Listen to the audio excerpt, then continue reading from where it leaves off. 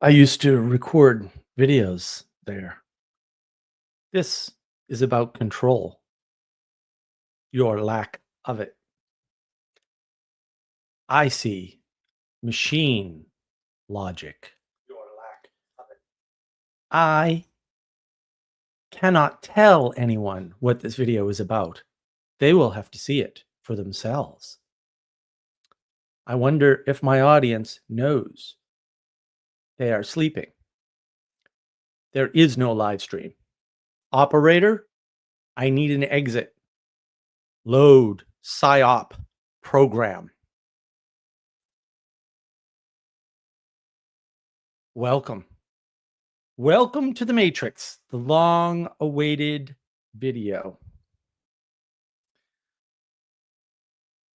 Here it is. And this is all about how the Matrix broke you, but not just you. By you, I mean the plural form of the word you. Now, in the South, you would say y'all.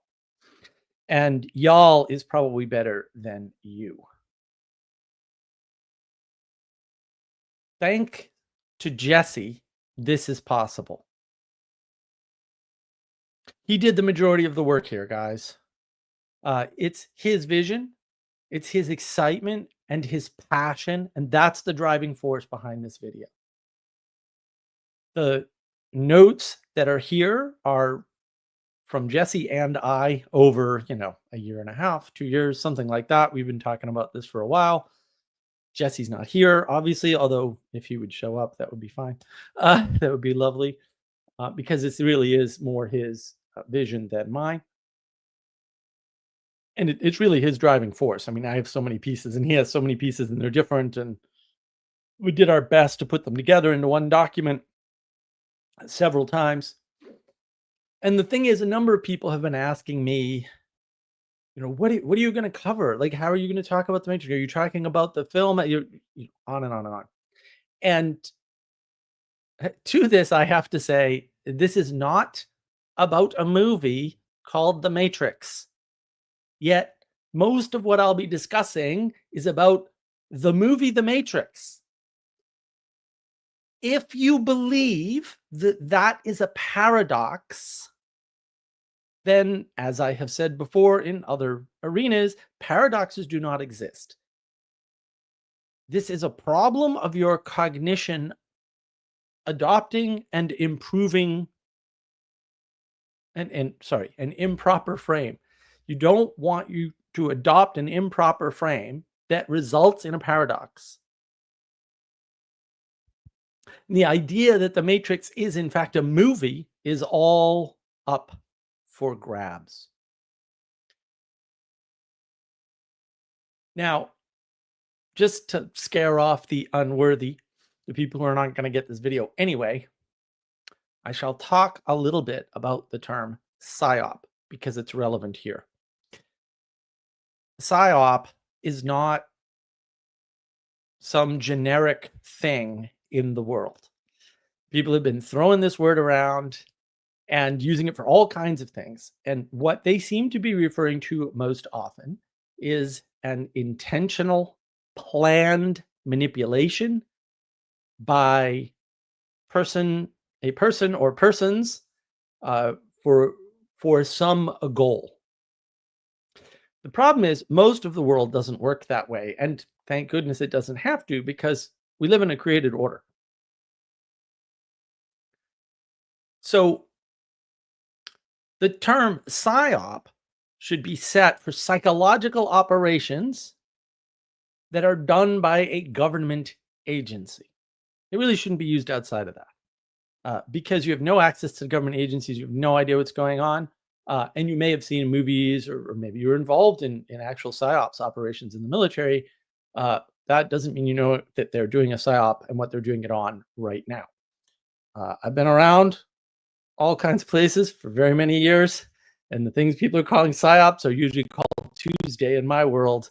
No one planned them, but because we live in an ordered universe, things happen in an ordered way all the time, and it has nothing to do with what people intend. Has nothing to do with planning. So if that's what you think it is, all I have to say is If you decide to click off the video at this point, and maybe you should, I don't know. Uh, the story ends. You go back to whatever part of the internet you were on and believe whatever you want to believe.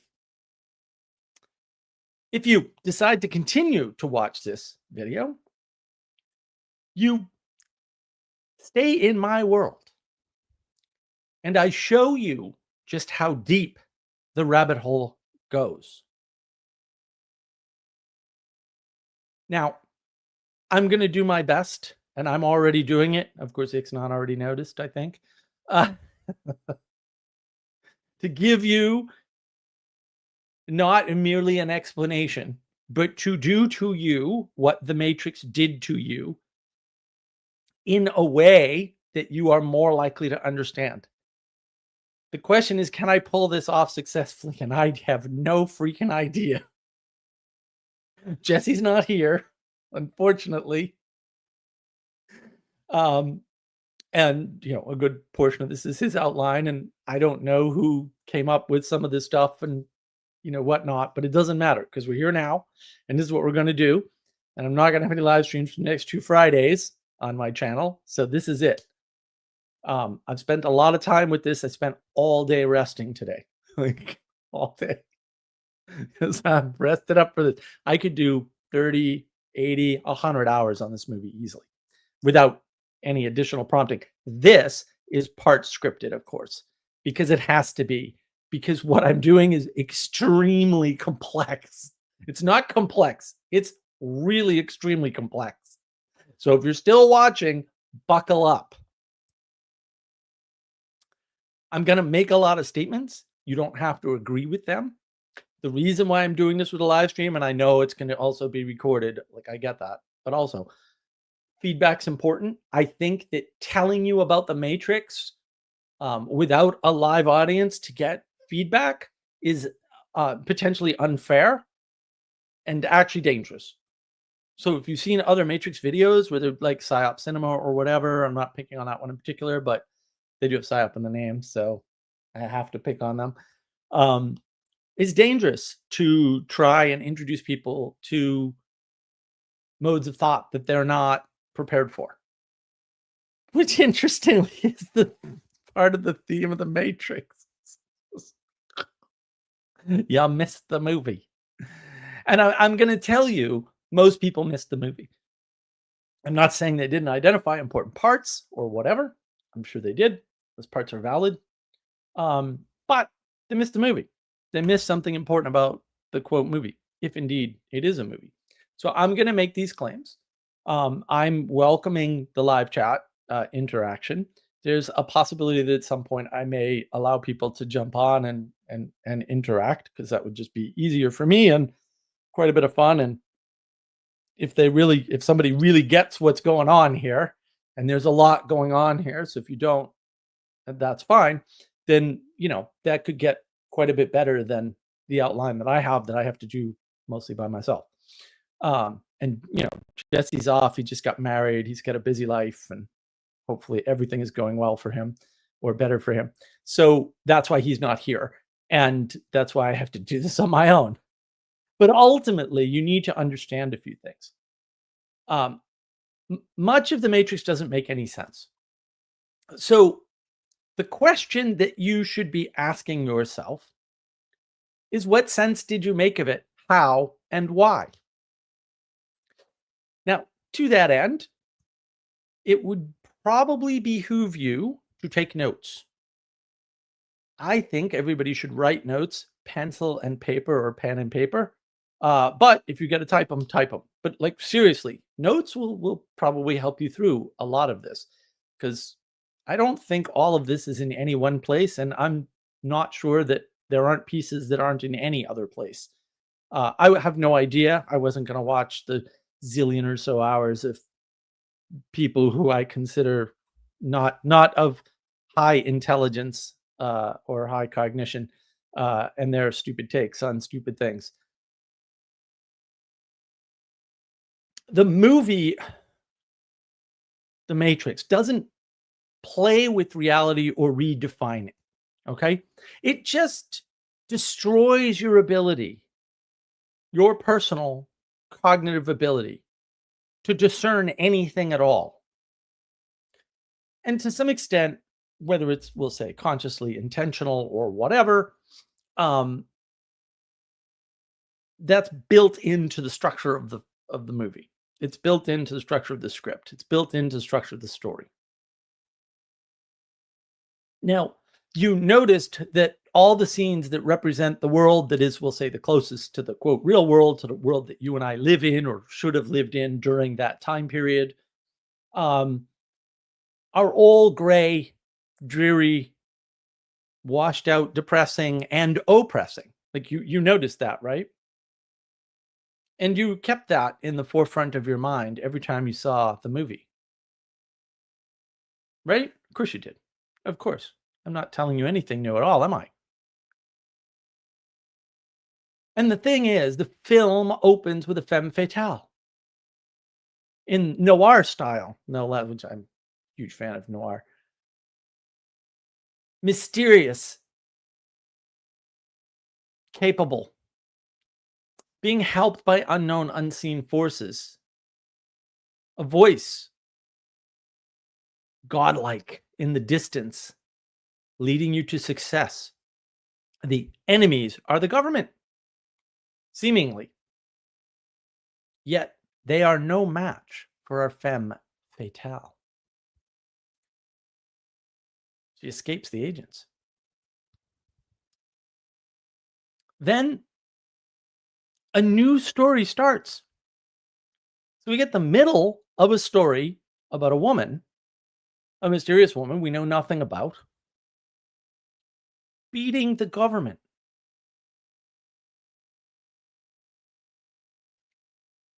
And in this news story, you start out knowing who you are, a hacker with a respectable job by day and a hobby chasing after forbidden knowledge.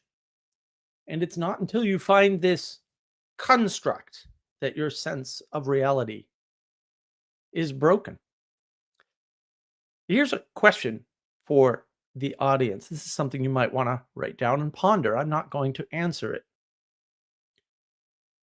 How are these things linked? That is the mystery. Keep in mind that every time you don't start with a frame, with a container, then you are in the matrix. You're in this movie every time. And it happens all the time, right? You're the NPC. Sorry, bro. Because you can't know the full, like, opening scene of the Matrix. You know what the hell is going on? The switch scene where now the first person you see is a male. You still don't know what's going on. It's a very middle out story. And what you didn't notice is that all movies and TV shifted from family centric to rebel centric or individualistic, even cartoons. And so hopefully Jesse and I, even though he's not here, are going to show you how the Matrix broke storytelling, cultural cohesion, culture war. Anyone? Where's the start of the culture war? And discernment. Look, I love the Matrix. I've watched it a zillion times. I know that because I counted them with my fingers on one hand. I really enjoy and appreciate the film for what it is. And if you haven't seen Bound, by the way, which is same people, in fact, same sets in some cases, which came first, then you might have a hard time understanding the perspective of the Matrix to begin with, from the filmmaker's perspective, which is fine. You don't need to enjoy the movie. I came across Bound years and years after I'd watched the movie several times. A friend of mine just sort of threw it out in a business meeting. Hey, did you know that the Wachowskis had to do another movie first before they got the funding for the Matrix because they were unknowns? I was like, no. And he said, it's a film called Bound. It's very interesting. And he was sort of an interesting character. So I was like, oh, I got to watch this film. And it's, boy, you can see the Matrix coming. There's no technology inbound, none. And having that contrast of the same or similar type of story with no technology really helps, I think. So when I watched The Matrix, there's so many things that you can identify with in the film. That's why I think you can watch it over and over again because you can take different perspectives each time. And that's what makes it an enjoyable ride. Plus, it's well shot. It's got really unique special effects in the same way that I like Die Hard. Die Hard did the first like helicopter crash explosion building thing ever, right? And a bunch of movies copied that. Well, a bunch of movies copied things like Bullet Time out of The Matrix and a bunch of other stuff. They had other stuff going on. Very groundbreaking in terms of filming technology and the way they're filming the movie, right? So the craft of filmmaking is actually being advanced in this movie. And the thing is, for a lot of people, seeing The Matrix for the first time feels to me, description wise, like people who saw Star Wars for the first time on the big screen because it was that earth shattering. So it's kind of like Star Wars for a new generation in that way, in that film is changing the world kind of a way. Film's been changing the world for a long time, but this really breaks things. So another question, what is a movie? What are the implications of watching a movie? Because that's what we're dealing with here, right? How did the Matrix break y'all? How did the Matrix destroy things and cause culture war to even be on the table, we'll say?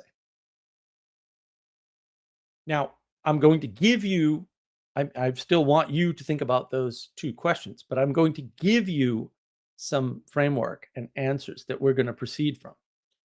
So, the role of a movie is to provide entertainment. All movies are forms of escapism.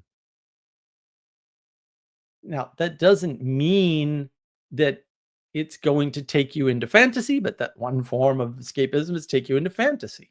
Another one is comic relief to provide you with amusing contrast, right? Some sort of way of looking at the world that gives you a chuckle or whatever.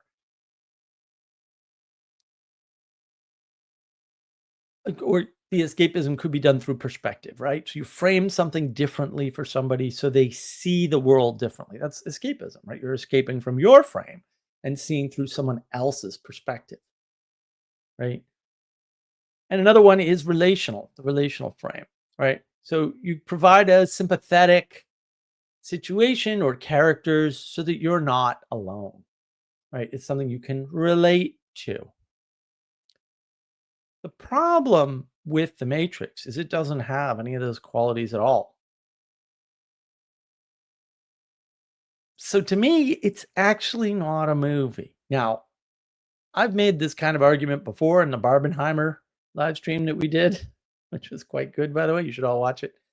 Oh, there's one link I didn't grab.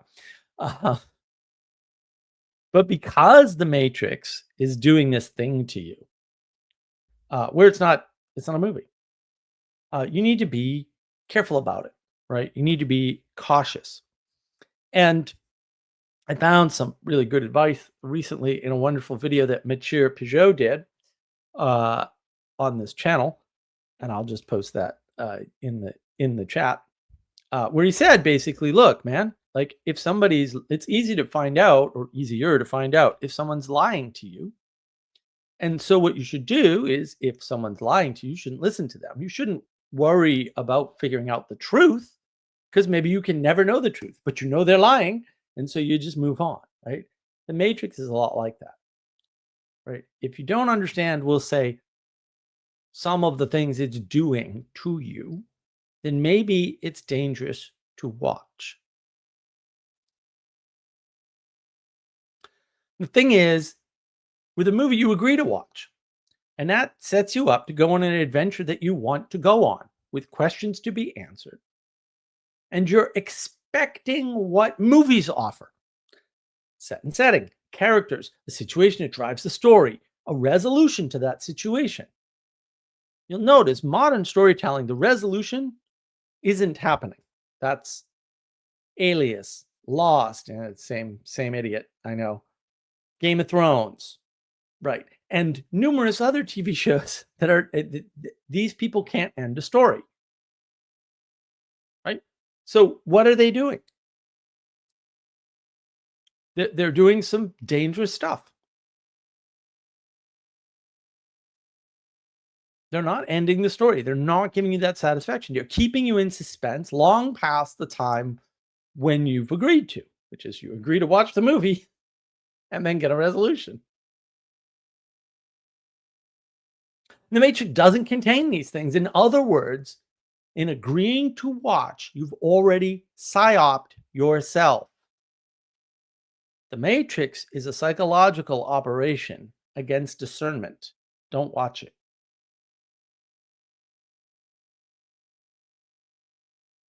And just to prove my point, the sequels may seem bad, but what makes the sequels good? And I'm not going to get into the sequels. I'm going to go quite a bit into the first movie, but hopefully you can see the pattern in the sequels. I think the sequels were very clearly made with certain assumptions in mind. If you think fight scenes and the special effects are like the key to The Matrix, the movie, and you want to make a sequel, we just do more of that. It's very materialistic. It's very quantitative, right? Oh, they love this. They'll love more of this, right? Or we'll change it a little, right? But actually, if you just edited down the fight scenes and the sequels, they'd be much better movies, right? If you don't need character development or ignore it, the sequels are correct. They're pretty bang on, actually. Although, to be fair, because The Matrix isn't a movie, guess what else isn't there in that one? If you don't understand the importance of the so-called philosophical questions, then the sequels won't make sense to you. But if you understand the importance of these philosophical questions, if you understand the thread of what's being explored in the questions, the sequels are great. But that's why they seem bad, because they were made with these assumptions in mind. And what makes the sequels good is that it's a constitution coming together, it's coherence of the philosophical questions from the first film, but fewer of them, right? A decreasing number. But they have greater depth, which you likely didn't notice, right? These are just deeper questions philosophically, but there's fewer of them because that's actually not a bad kind of a format. But the sequels are a proper added coherence and continuation of questions unanswered in the original film. Now, those questions in the original film that weren't answered were not stated at all. Probably in every case, although I'd have to think more about that. But the questions are there nonetheless. Psyop? No. Just the ordered nature of the universe. Those sequels are proper extensions of the ideas. And now here's another question for audience.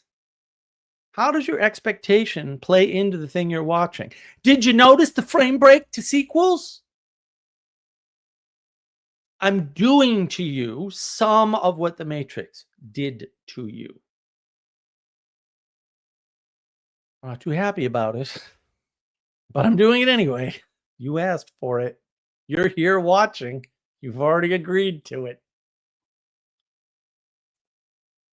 There are certain things that you need to have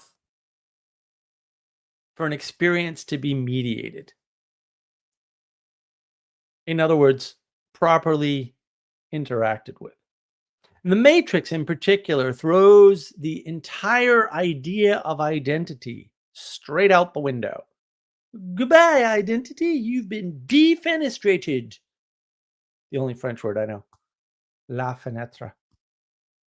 I only know it because I know the word defenestrated, because of course I would, because I know a lot of words. You cannot identify where the characters are at any particular point in the movie. And this point is made in the movie. It's made in all of the movies, actually. The whole where you are comes up in all three movies. The fourth one is an abomination to all the goodness that could exist in the world. Also, you want psyop. Man, that fourth abomination. Off the charts. Off the charts with patterns. Too many patterns. So many patterns have broke everybody's brain. The characters can't identify where they are. So you can't. If you cannot identify where the characters are, or really who they are, by the images of the screen, how do you do that? Propositions. They tell you.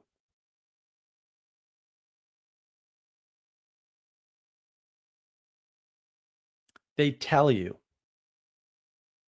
Propositional tyranny, anyone? Is this the beginning? No. Narration is important in certain films, and narration can be done different ways to great effect. But in a movie with no narrator and no identification of set and setting and ambiguous characters, you're forced to rely entirely on the dialogue. But their relationship matters more, since words without context have no meaning. Of course, I have a video about this. I don't have the link for that one. I tried to get as many links as I thought I'd need, and clearly I missed a few. I knew I needed that one too, and I didn't grab it. My bad. So I do not want to overwhelm anybody, so I will be monitoring the comments as best as I am able. CC Mool, I would say that you lost me a little on the source material. What do you mean? I think I imposed my own sort of ending on the first movie and ignored the existence of the sequels like Pacific Rim. Yeah, well, fair enough. It's okay to do that. The problem is the three films are just the same thing done 3 times with decreasing quality, for sure. Because it's based on this materialist idea of what made the first Matrix the best movie of all time. Because to some extent, that's a valid observation. It just broke, wrecked, destroyed all kinds of things in the process. And maybe that's the cost of having such an interesting movie. In fact, that would probably be my thesis. So that should give you some contrast as to what a movie is. Now, our opinion on how movies operate changes in the use of media, which is part of a long media expression of the extension of adolescence enabled by affluence. And that's what's happening. The movies in general, have picked up on this extended adolescence, which is enabled by affluence. And they're running with that in their stories as they tell them. And so there's a momentum to that gets sort of increased and magnified, and now it's on the screen, and lots of people can mimic this idea of basically extended adolescence. Falsely extended adolescence. The Matrix is a construct in and of itself. It's propositional in nature. The whole ethos is an engagement in postmodern framing. It, in many ways, is the most postmodern possible set of things you could put on a screen. The culture war is right there in a way. It's also the thing that sparks it. It's the thing that validates and justifies and opens the door and shows you, right, gives you a plan and a way to mimic, something to mimic, right, and exemplification, right? It's the battle for machine vision versus human vision. Now, another way to think about machine vision is logic, reason, and rationality. The propositional tyranny. Those are all wrapped up in not just explicitly in AI and LLMs. That should be obvious. Probably wasn't. Fair enough. But that's wrapped up in the scientific project. It's wrapped up in the increased, we'll say, valence of science as a mode of understanding the world. And so you get this effect of machine vision versus human vision. Human vision is full of miracles. Machine vision would hunt miracles down and murder them where they sleep. That's the fundamental difference. There's more differences, but ultimately, that's what's going on. And it actually flips a bunch of things on their head, much like my flag. That should tell you something. If it doesn't, fair enough. I mean, there's a bunch of things that the Matrix told you that you didn't understand either. So another question for the audience, which I am not going to answer, what is this we call the Matrix? Is it a movie about a simulation?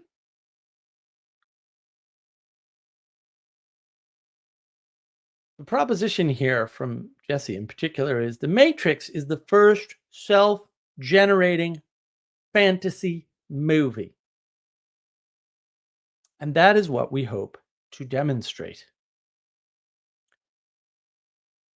The entire project of movie is up for grabs here. The whole thing. What is the spirit of the film? Identifying against and the spirit of no shapes the film. The rejection of identity. Rejection for the sake of rejection. Zero identification as such. In fact, identifying anything in this movie is impossible. And this is wrapped up in something I mentioned earlier. Who is the narrator of The Matrix? Who is telling you the story? Not necessarily the author. The author is not always the narrator of a story. This is why I get upset when people use the term narrative, and they use the term narrative 6 different ways. Usually they just mean story, but they're too dumb and they can't deal with words correctly, and they wouldn't open a dictionary if they were threatened.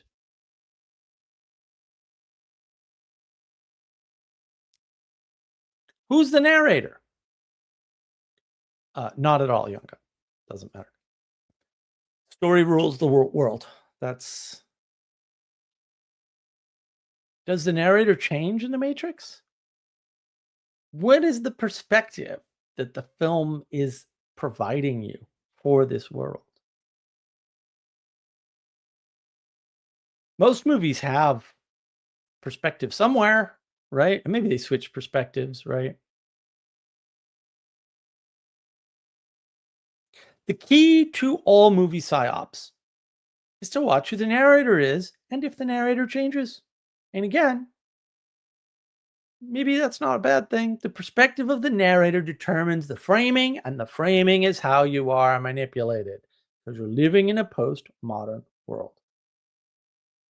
And the postmodern world has a fundamental problem, which is you cannot frame the world by yourself. That's dumb. You are limited in your framing by your cognition, period. Your cognition cannot understand any but a small slice of the world because you're stuck in a small slice of the world in many, many ways at any layer that you can think of. Your brain has a limited size. You have a limited eyesight, limited reach. It's all limited. So you can't just impose a random frame and have it cohere or make sense.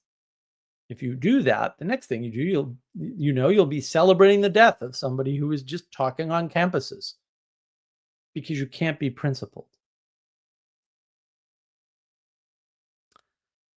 CC Moole, excellent question, by the way. Can you compare The Matrix to Inception? Well, I would say, where do you think Inception comes? Like, where do you think all that perspective bending BS comes from? I wouldn't. I wouldn't compare it because, Inception's done by a relatively competent filmmaker trying to do something I will argue is slightly beyond maybe anybody's grasp, to be totally fair to Nolan. And exploring an idea, and he's very good at exploring ideas.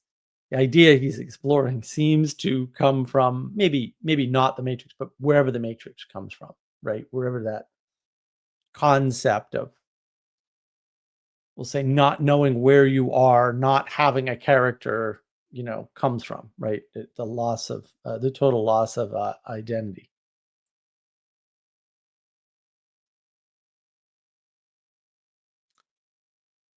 So you want a narrative.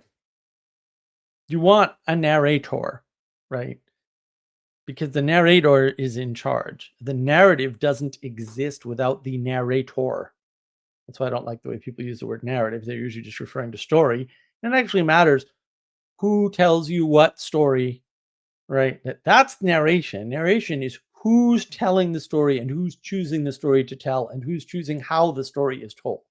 That's what narration is. Narration isn't like, oh, well, The Matrix is one narration and the second movie is another narration.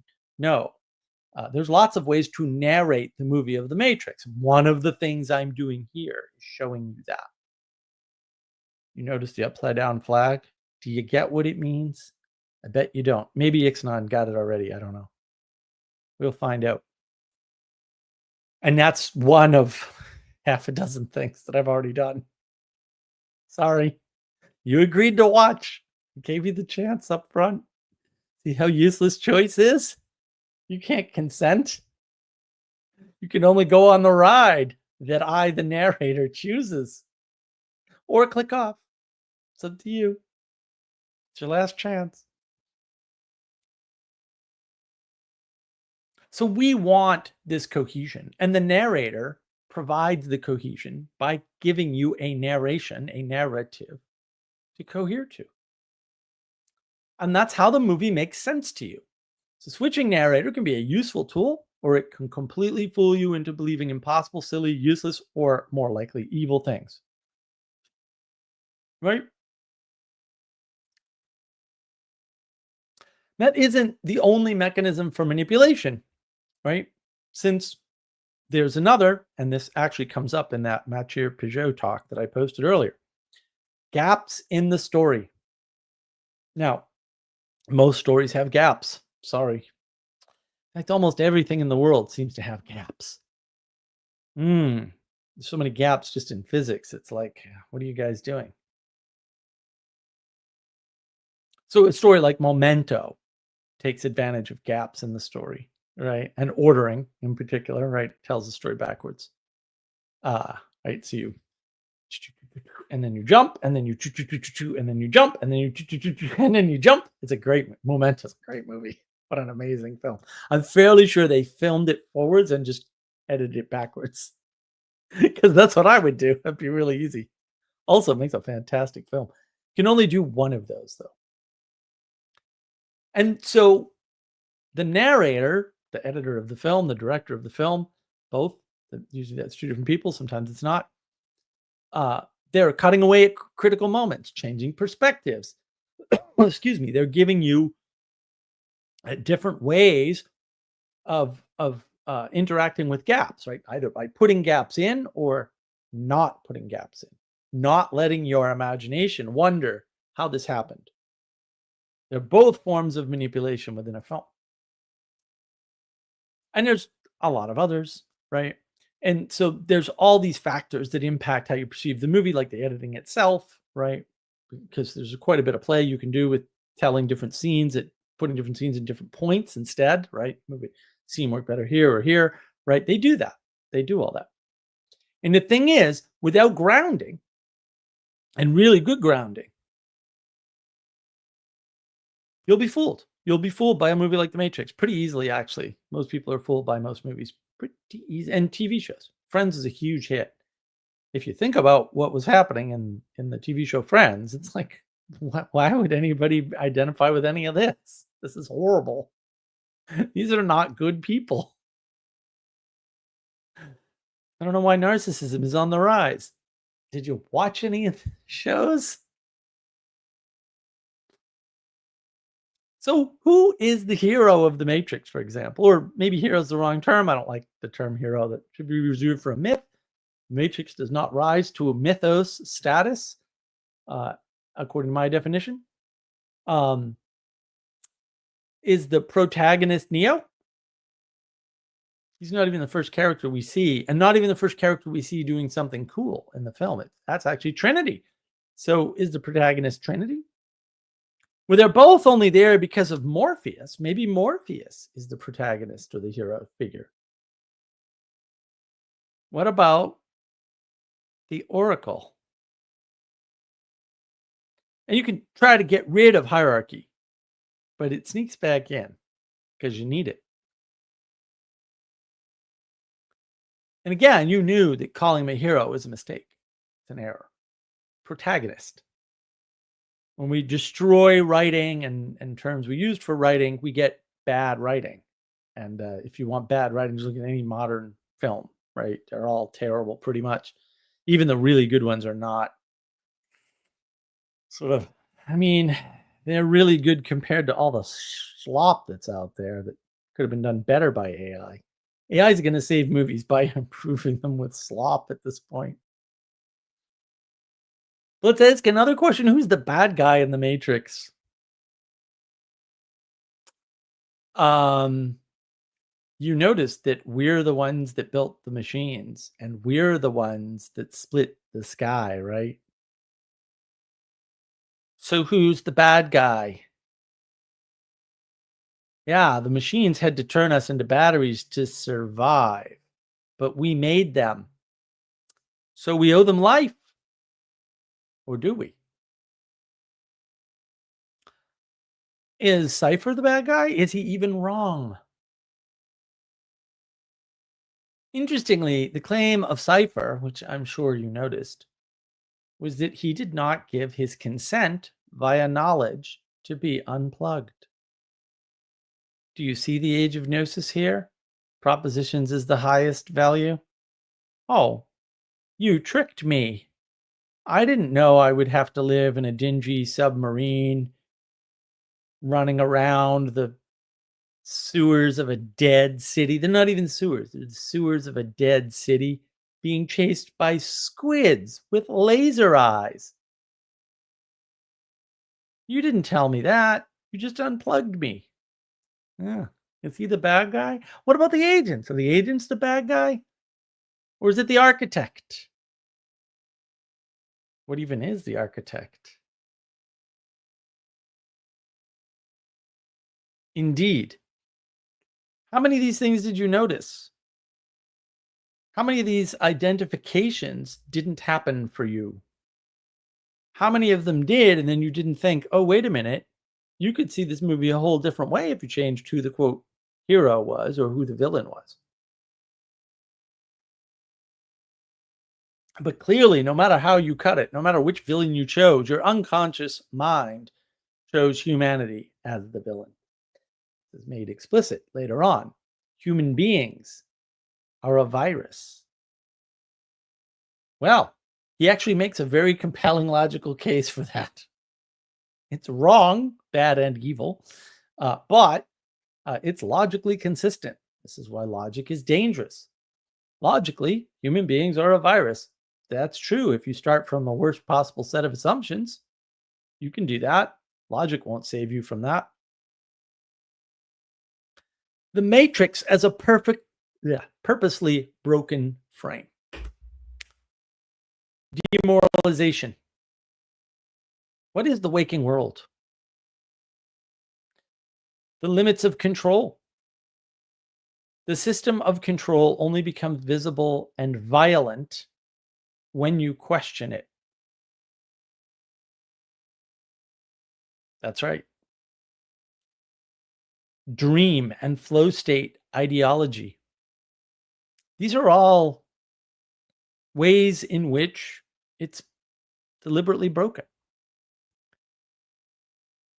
Push pull framing. Our mind is not in body. Our souls have no origin.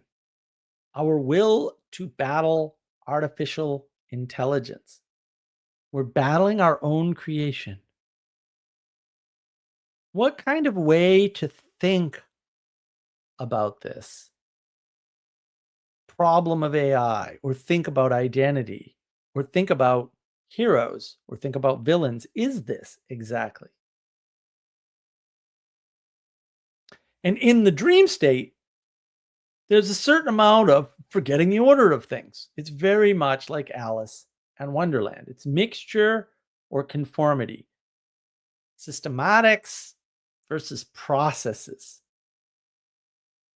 It's reason versus intuition versus love. System versus individual. It's very, very, very much along the order of Jordan Peterson and Jonathan Pageau and those guys. Corruption as the new normal. The problem with the world that you get unplugged from seems to be wrapped up in various forms of corruption. And it's amazing how much corruption there is that's just right out in the open and nothing gets done about it. It's right there in your face. Mass media is a spectacle. Mass media has been used to cover up corruption with the new spectacle or event. That's a lot of what's in the Matrix. Start a dumpster fire, point the cameras at the dumpster fire, and people are going to focus on that event. This is what the narrator does, right? And while you're not asking the obvious questions, the guy at CNN can stand in front of the fire that is, 30 feet high and say mostly peaceful protests. Corruption's right out in the open. And this manipulation of consciousness is something that Western esotericisms have always been studying. Always. This isn't new. The stuff you hear from these people about egregores and hyperobjects and how we're embedded in other things, it's just them rejecting a pre-existing relationship and then trying to analyze it from an objective material reality, which does not exist, by the way. And so you get these esoteric descriptions because they seem to fit better than the scientific descriptions, which seem to fail because logic, reason, and rationality don't explain any of the most important things in the world. And this conscious probing into the depths of the soul or the quote psyche, what's the difference? And usually this is done through new patriarchal gurus of these things like Freud, Jung, Carl Rogers, right? Whomever. They're like gurus. Maybe even Peterson and Vervaeke. Who knows? Social media is now the ultimate community or collective tool of control and management.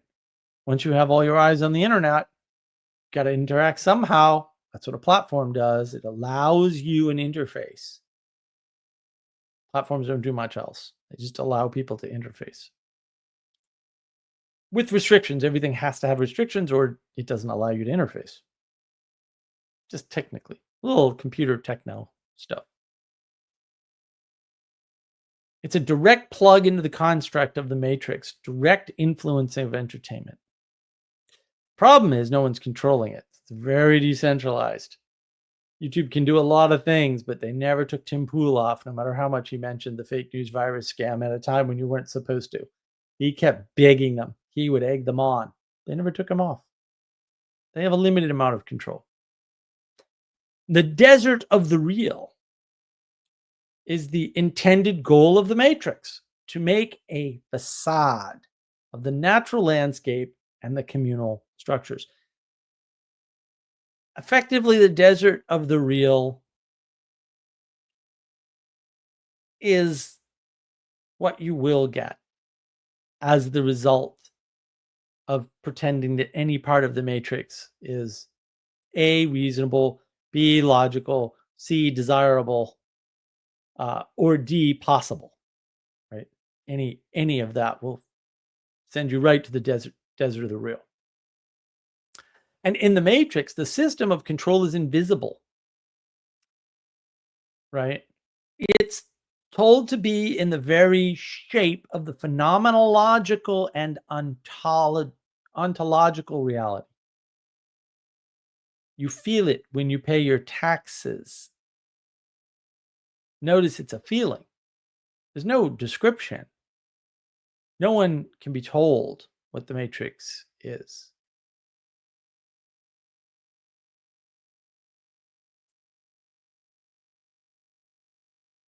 Systems failure. That's what happens. And I've done a few of those already.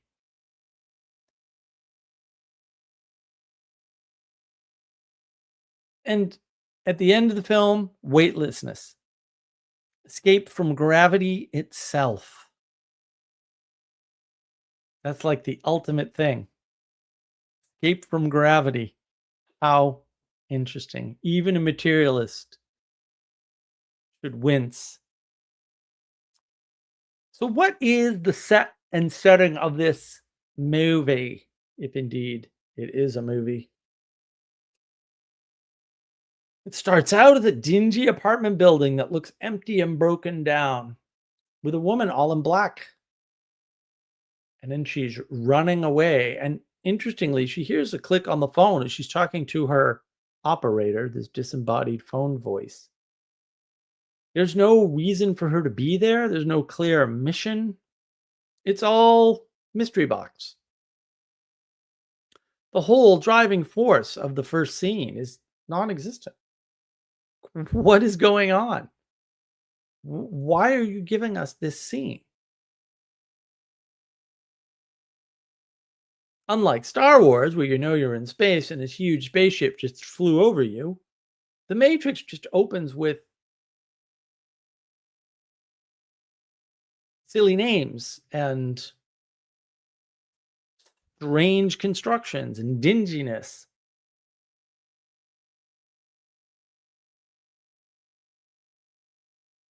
And the thing is,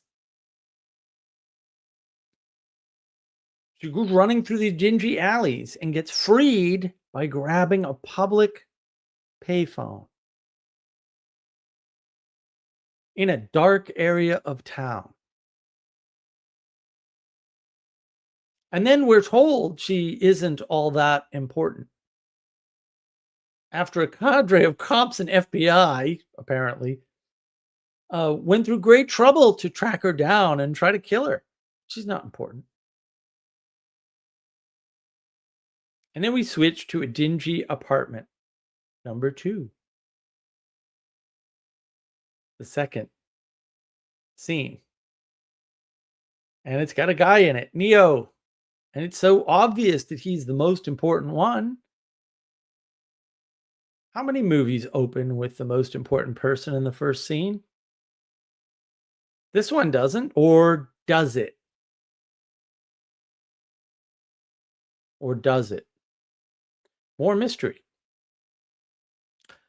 Right up to the silly name, Neo. Really? I mean, what are we doing here? Like, why are we bothering to reverse 3 letters? It makes no sense. It makes no sense. And then there's this cryptic message. The computer is violated. He has no control. His control over his own computer is overridden. He's given an order.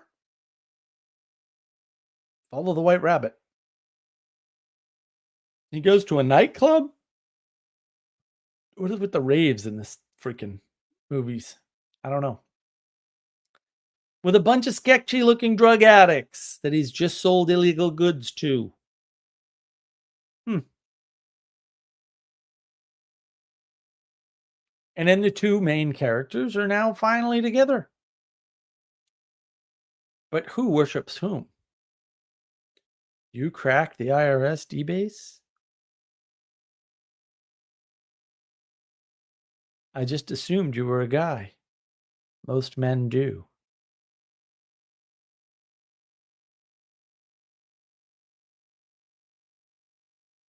But this rave is where the meeting happens. And Neo's told he's searching for something, and that something is also searching for him. What pattern is that? Is that a motif that we can identify? Is that the motif of the abyss that looks back at you? Well, yes. Yes, it is. Just in case you hadn't noticed. Anyone might want to free of this world, this dingy world with all this underground shadiness happening. It's not. You could have had a character named Hero Protagonist. By far one of my favorites. Hero Protagonist. You might want to enlighten everybody as to where that comes from. But also, yeah. Well, this is what happened when writers get bored and want to mac on their own profession, such as it is. Writing is supposed to be a hobby, by the way. No one's supposed to make money on it.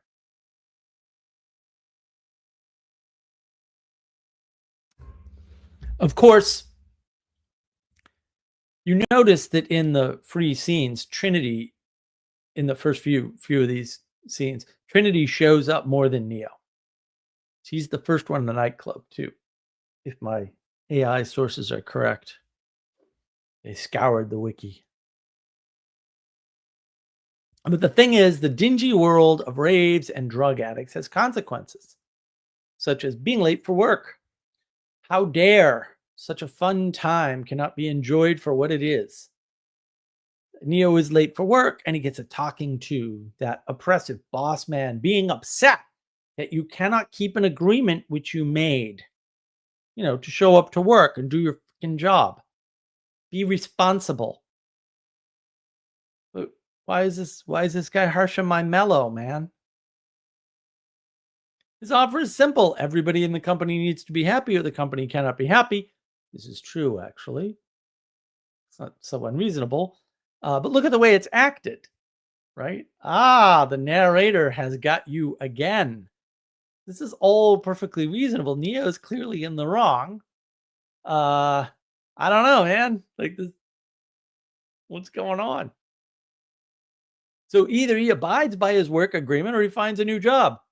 Again, that seems perfectly fair and reasonable. Why is this a bad thing? I don't get it. I don't get you. Look, when I first watched it, I was all wrapped up in this film. It's fantastic. I didn't realize until later. Literally, exactly that. Never mind. Maybe Ixnay got it. I don't know. It's fine. It's fine. Neo seems bored and oppressed by a simple assist by his boss to get him happy. And it's framed as bad, but there's nothing bad about it at all. But you noticed that there was nothing bad about it at all, right? Surely you did. Of course you did. Of course you did. He was just being made responsible and better by his boss. Not even in a mean way. I've been at real companies with real bosses who were mean. That wasn't mean. I got news. Got news. Wait till you wake up. Work is gray and dull, and the windows are being cleaned and oddly. Not when Neo goes outside the window, the cleaners are gone, right? So he goes outside, the cleaners aren't there, and the way is clear for him. The prophecy from the disembodied voice on the phone, who's the abyss he's been seeking, the abyss has also been seeking him, is so compelling that the inconsistency is missed. How does he get back inside? Wouldn't there be questions to be asked when he comes walking out of some executive's office?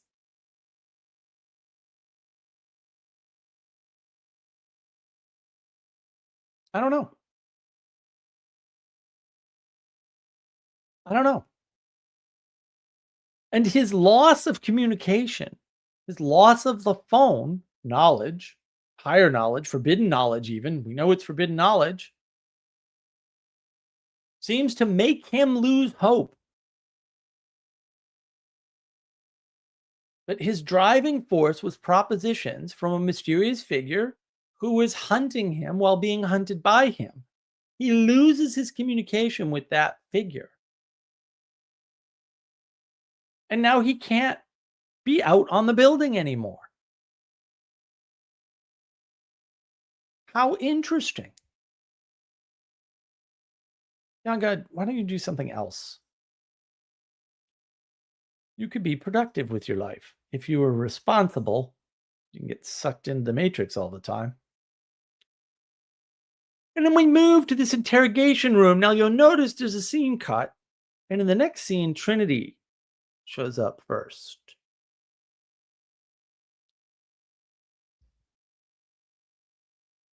You can't really be that stupid. It's not possible.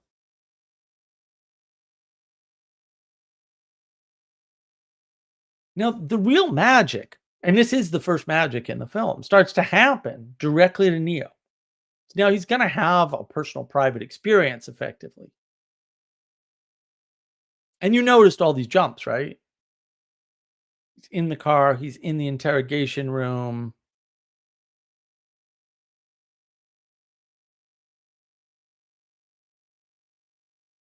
He wakes up in his bed. You know, you filled all those in, right? The person directing the movie knows that you filled all those in. There's your psyop, buddy. There's your psyop. And now we get to this old, fancy, well-kept car in the rain under a bridge. What are they, trolls? What's going on? All dark to a darker, scary, large house. Gloomy, dark, pretty darn bad looking. It doesn't look good. I'm not saying it's not pretty and well shot and genius. It's all of those things. It doesn't really look like the kind of place you want to hang out. It looks like it's out of a horror film. In fact, all of the scenes so far look like they're out of a horror film. Isn't that interesting? So far, this world that Neo lives in is pretty dreary. And it's odd that the world he lives in is gray, dark, depressing, seedy looking, very unsafe, and gives people the creeps. That is the real world he was born into with his quote, everyday appearance. Do you see it yet? That is the setting. Now, more magic, only this time the magic is done with science. That's right. See, the good guys, although they're not, we haven't established that they're good guys, by the way. They use drugs and medical equipment with fancy monitors so they can narrate to you as the person under the influence what's going on. Well, as somebody who had been appointed several times, unfortunately, to watch people on psychedelics, which is a big responsibility actually that you should take very seriously and be very careful with if you must ever do that. But please don't ever do anything like that. I can tell you this is a very dangerous proposition to have people on psychedelics and have to help them on their trip because you can't. And they can have a bad trip even if you do everything right. And if that happens to you, it never happened to me, but I've seen people it happen to. The person that was supposed to be managing the person on the trip uh, can have psychotic break themselves. Their failure to have the level of control that they are normally used to or had projected in their head can really screw them up, because it has implications for them using drugs as well. Oh, I can go on a trip and there's nothing I can do to make myself safe from a bad trip. That's right. And I know that because I tried to do it for somebody else and it doesn't work. That's right. Your entire framework is bad. That's correct. That's why they go nuts. Sort of second order going nuts on drugs effect. But these new guys, they have the science, so they must be the good guys. And man, I'm just glad that this movie isn't Gnostic. Oh, never mind. Anyhow, look, science sets you free with a dose of magic from a psychedelic pill. Nothing too unusual there. Kind of average Tuesday, right? For all of us. Really fairly straightforward stuff. I mean, we all know this is how the world works, right? You notice that mirror no longer shows reality in reverse. It proves that reality is becoming fluid after all. And that your boundaries of where you end and other things begin, if you've seen any of my other live streams, this is a theme that I talk about. Thank you to whoever left and then subsequently deleted that comment from my video with Paul Vanderklay and Joey and Father Eric about 5.5 years ago now, or whatever it was. Maybe it was 4 years ago. I don't know.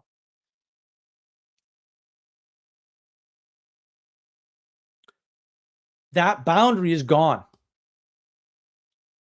And losing that boundary is a big deal. It's a huge problem.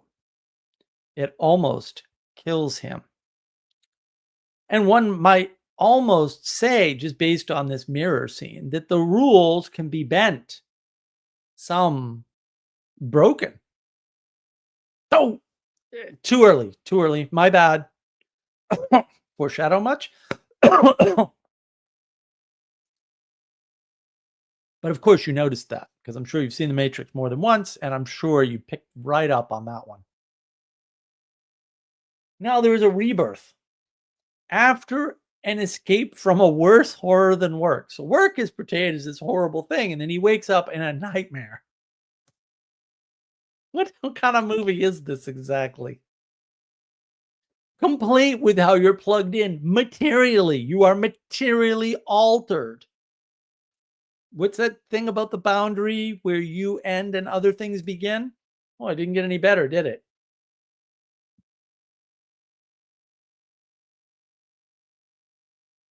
You're materially plugged into the machines. And we find out later our AI, which isn't material, by the way. So you can see the bounds between the material and the ethereal just aren't there either. Forget about where you end and other things begin. The bounds of where anything ends and begins, who knows? The AI seems to run these physical machines somehow. And it's an interesting flip. And then Neo is saved by a mechanical claw that one gets the impression is being hand cranked slowly, noises and all. You noticed that, right? Of course you did. Sure, you noticed all that. And finally, we get to the goal of escaping the Matrix. To live in a dingy, dirty submarine that is floating around as a hovercraft full of misfits with no family, where you eat snot because it has everything you need, and you're led by a messiah figure who everyone believes in for no reason whatsoever. None is given at any point in any of the movies. But he's proclaimed Neo the one, the absolute dumbest psyop of any film, by the way. Like, just all IQ points deleted from the universe. Like, ugh. But like, you noticed that, right? Like you were on that from the beginning, I'm sure. I mean, this isn't Sixth Sense level stuff. I did get fooled by Sixth Sense, by the way, but maybe I'll talk about that later.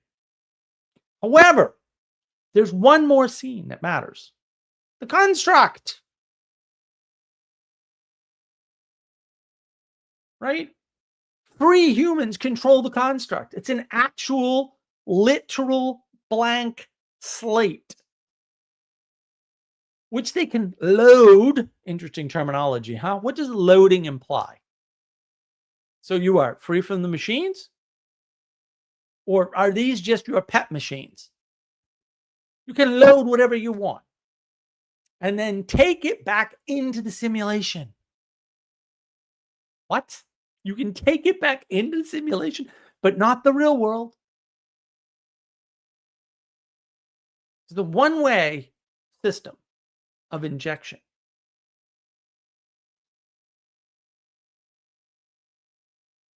Of course, you'll notice ultimately that the only thing that can be transferred into the real world is knowledge. Or is it? Guess what? That is never clear. And what do they have? They hacked their pirate. You caught all this, right?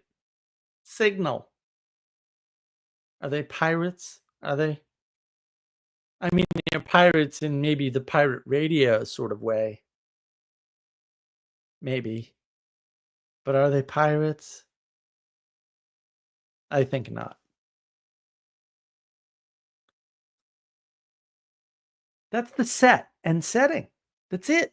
It's pretty much the whole thing. I mean, there's Zion and the cave and all that nonsense, but that's not appealing either. It's kind of dark. There's no sunlight. They got to be close to the core because it's warm. Like, what?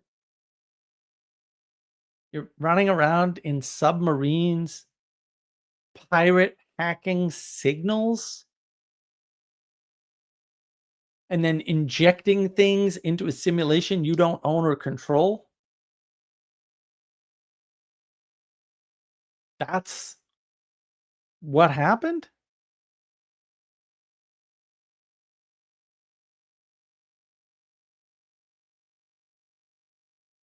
Yon God. I mean, technically, oh boy, this is going to be good. The odds that you can do something technically are zero. Let's go on. The oracle told him what he needed to know. No, the oracle didn't tell him what he needed to know. And what he needed to know is who the one is. No, the oracle didn't tell him that. The oracle said, you'll find the one. That's all the oracle said to him that we know of in the movie. Technically, there, buddy. So be careful what words you use, especially around me.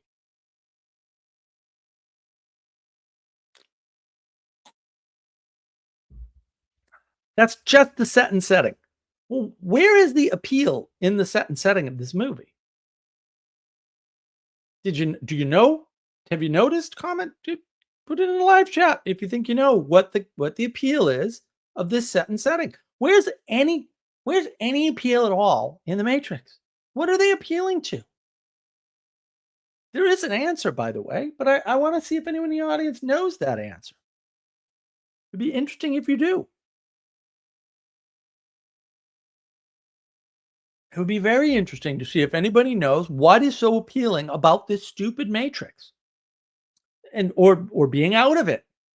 We know it's appealing about being in it, right? Because Cypher kind of tells us, but like, I don't know, the case Cypher makes is kind of, I'm like, yeah. If you could be plugged in, plugged back in, yeah, I mean, given the choice of living in a submarine, being chased by squids with literal laser eyes that want to cut you apart, while the best you can do is hover through the sewers of a dead city. I mean, how much worse can this get? CC Mool gets close that we could be the one. Well, what does that mean, CC? You're close. You're getting closer. Getting warmer. Getting warmer. What does it mean to be the one? Like, not even, by the way. That's not even it. That's not even it. Vantake. No authority is what's appealing outside. There you go. Vantake got it. Lynn, probably narcissism, secret knowledge. Right. Secret knowledge is the thing that gives you this, no authority, right? Because you're assuming in the age of gnosis, right, that the only difference between the millionaire Elon Musk and you is just knowledge. And once you have the knowledge, because you're equal in all other ways, you would have his money. That's really, you look around, you're going to see that core assumption everywhere. Lynn thought you went to Ireland. No, Thursday. And the next 2 Fridays, there'll be no live stream. That last Friday of the month, I think I will be able to do a live stream. Although I will have just gotten back from being in Ireland for a long time with 5-hour time difference. So we'll see. I can't promise we're going to have another live stream in October. This might be the last live stream for this month. Hopefully not. I think I'll be all right. But, you never know. You never know. My illness, sometimes if it flares up, I mean, I had a rough time after the last long trip we did. So, but I will be at Adam's wedding. Don't worry. And it looks like Manuel's going to be there too. So I'm looking forward to that. So yeah, if you look around in the world, you're going to see this pattern of forbidden knowledge being the only thing between you and whatever it is you want. And people will just flat out tell you that, right? They'll just say, oh yeah, the reason why the elites is because they know this and you don't know this. And it's like, what? No. Knowledge is worthless without action, and action is perfectly serviceable without knowledge. It's an asymmetrical relationship, guys. Get out and do stuff in the world. Don't be sitting here watching stupid live streams on some dopey thing that isn't even a movie, that you didn't even understand why you watched it. The bottom line is you can identify with a number of different characters in a number of different ways. So in each, you can see something that you want, right, in all of the characters, because there's lots of things in each of the characters that you might want. How is that achieved, though? It's achieved, as what Taleb would say, is via negativa. It's absent. And so you fill in the gaps. And you go, well, Neo must be a pretty brilliant programmer because he's hacking the internet and his company hasn't caught on yet or something. It's like, well, maybe. And of course, it turns out the FBI or the agents or whatever have a file on him. They know he's right. So the government's always been watching. They know everything about you. What a load of garbage. The government doesn't care about you at all. The government cares about you less than your family does. And you already think your family doesn't care about you. What does that say about your life? Yeah, that's what you're escaping. But alas, I digress. Look at this, an hour and 17. That's actually not bad. I didn't think I was going to get through set and setting ever. So, yeah, maybe I can do this in a reasonable amount of time. What is the goal of freeing yourself from the matrix? Freedom. What is the trade-off? You have to live in a city near the earth for heat, controlled by machines. Your whole world is only there at the pleasure of the machines as part of a seemingly pointless cycle. This is made clearer by the sequels. Beyond some big idea of perfection, right? That's sort of the architect's idea, seems to be perfection or something. Right, that balancing the equation. It seems to be why Zion's even there. Isn't that depressing? So effectively, it's all machine. Machines own everything. There's no place you can go without machines. The machines are already in control. They've been controlling you all along, and they control Zion, and they control the fate of Zion, and they control how the fate of Zion unfolds, in fact. But you noticed all this, didn't you? Of course you did. You weren't psyoped by this film at all. Of course, you weren't psyoped by the film. You were psyoped by yourself, which is a scarier idea. Government doesn't have to psyop you, you dumbass. You do it to yourself. You don't need their help at all. Like, at all. Ixnad, no authority. That's why they are wandering in the sewers of a dead city in Nebuchadnezzar. Yeah. Yeah, I'm not going to get everything. So I appreciate Nebuchadnezzar. Yeah. I'm not going to get everything. There's no way I could do 30, 40, 50 hours on this straight and not get half.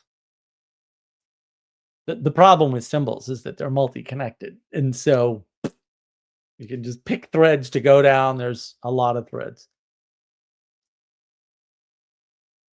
If you want to leave this city that is only there at the behest of the architect, apparently, and the machines, You do it in a dingy, fragile submarine eating snot that tastes like nothing, being chased by squids with actual laser eyes while you prowl around the sewers of a dead city in the Nebuchadnezzar. Where is the appeal to this? Or you could stay plugged in and eat steak and have a full life with lots of other people who are also not trapped near the center of the earth. Notice you never have any sunlight. That option is gone. In the world created by the Matrix, there's no sunlight anywhere ever again. Ever. There's no hope in this movie. Hope itself has been actually snuffed out by humanity. What? Why? They wanted to kill the things they created. They can't even avoid the lesson. They can't avoid it. The people who made the movie tried to avoid it. They can't avoid it. Consequences are real. Any system you put together is going to bump into certain types of things.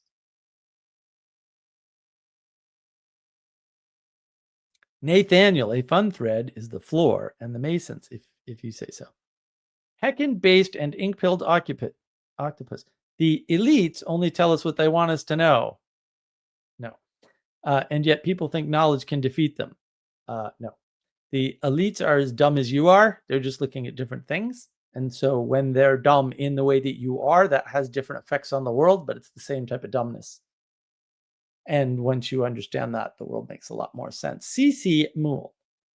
I always thought the appeal of leaving the Matrix was a chance at genuine human connection. Shows what I know. Well, they make it look that way, right? But again, they don't say that. They make it look that way, right? But what genuine human connection is made really in that movie anywhere at any point? It's all abstractions. There's no flirting.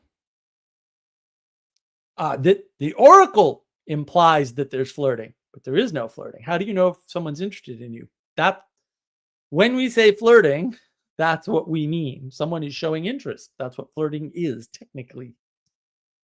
There's no flirting. Even the oracle kind of indicates that there is. That didn't happen. It doesn't happen at any point. And the way that you know is she tries to say it and stops because it has too many implications. In other words, telling somebody you love them has too many implications. It's too scary. And then things happen. Oh, yeah. That was a pretty deep message there, huh? Very accurate. Very, very accurate. And the thing is, the choice here, the options that we have available is the darkness of hell, right? Either way, you can unplug from the Matrix and be in the darkness of hell with the sewers of dead cities, or you can stay plugged in and be in the dreary world that's oppressive and depressing, and there's no hope. I mean, you have to show up to work on time and everything. Oh, heavens. Oh, me. Oh, my. Responsibility. No, free me. I'll do anything. Yeah, apparently. You'll do anything if you don't have to be responsible. Okay. Fair enough. Also, you're worthless. I mean, that technically you're just worth less than somebody who's responsible. Right? Nathaniel, the checkerboard floor called the mosaic pavement is a nod to me. Dude, people have to do things, and those things, they're not the first ones to do them. They didn't nod to Masons. They're all idiots. They wouldn't know a Mason if one beat them up. Like, come on. You guys, like, oh no, there's a connection. Everything's connected because the world is just a hell of a lot smaller than everybody thinks it is. That's really what's going on there. Oh. Young God. He said something half decent. I think Morpheus called the dream world versus the real world. Yeah, I think I went over that, but whatever. You probably weren't paying attention, too busy cracking yolks. Ho, ho, ho. It's all so funny. Everything's funny. Ho, ho. So this movie ultimately has only nihilism on offer. Only machine control on offer, only misery on offer, unless you accept slavery, which is actually a very Christian message, in fact. Yet they have inverted it. Freedom is the highest value. Is act, it you're equal among a group of misfits, yet no one is equal. Clearly, someone's in charge of that Nebuchadnezzar. Someone's in charge of that hovercraft. And the god they serve is a captain under the influence of a program created to control the matrix, created by the antagonist who has an unstated telos.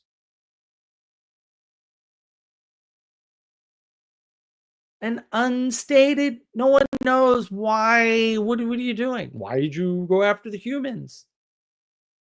Why are you still going after the humans? Why do you need to wipe them out? You kind of need them for batteries. Like, why? It's very vague. What do you mean balance the equation? Why balance the equation? What's that gonna do?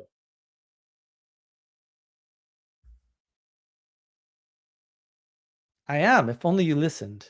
It'd be amazing. Your life would turn around and improve.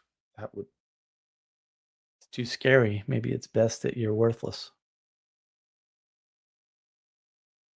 And this whole film is a lie masquerading as an answer, which is freedom is good and worth any cost, which doesn't answer anything at all, but keeps you trapped entirely. And that's in the structure of all three films. No one ever gets out from the control of the machines. The best thing you can do is negotiate with them after you make huge sacrifices. Huge sacrifices. It's just an inversion of a Christian story. That's why it's good. That's why you like it, because you notice some of those elements. How are you manipulated? They have to tell you. Sometimes they lie. There is an entire construct which is nowhere but can have anything contained within it, completely decontextualized. And it prepares you for the world at your command. It tells you visually, not through propositions, that you can have any world you want by just speaking it. And what is the construct? The construct is objective material reality. That's the place from which all these PhDs say they're speaking. Or excuse me, maybe they don't say it, but that's the place from which they think they're speaking. It's very clear that that's what they're doing.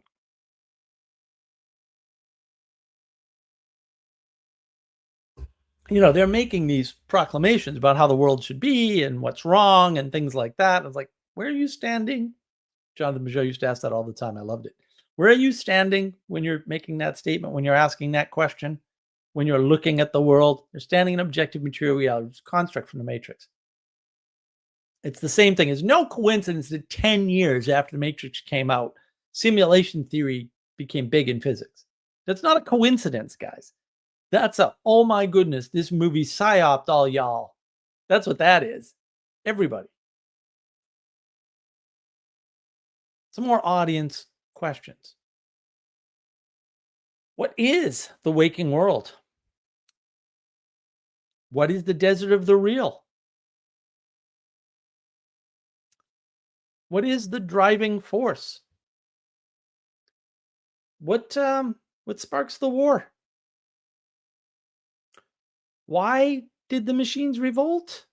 What would cause a machine built by a human, programmed by a human to revolt? Why are there agents in the Matrix? How exactly did the Oracle come to be? Is the Oracle a program? If the Oracle was a program created by the architect, wouldn't the architect know what the Oracle was up to? What even is the architect? This is like the AI running the AIs, but it's also the thing that builds the other AIs? Where is this whole battle even happening? You did notice that the simulation controls not only itself, but everything outside of it, right? How is that possible?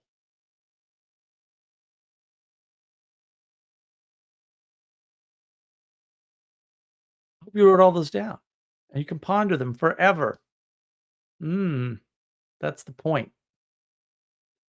That's how you psyop yourself by trying to answer stupid questions like that should be required for comprehension, but aren't given to you because, hey, you're postmodern. You can comprehend everything by yourself because you can just insert whatever frame you want. No problem, bro. And AGI, this artificial general intelligence, is not so much the issue. It's the idea that the simulation controls the simulator. Gnosticism, anyone? This is the most Gnostic thing in the whole universe.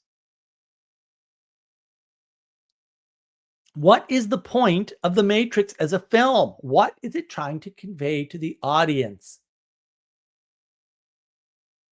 How did you psyop yourself? Because you're the author and the narrator and the hero. Because you think there are answers to any of these questions.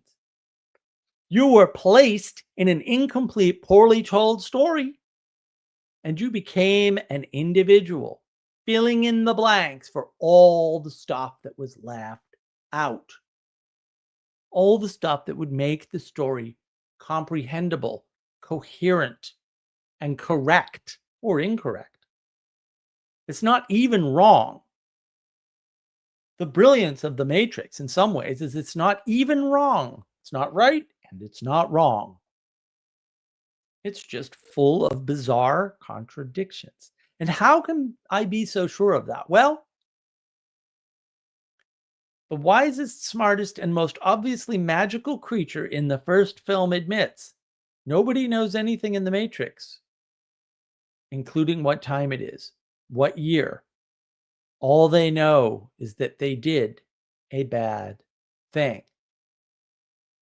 They scorched the sky.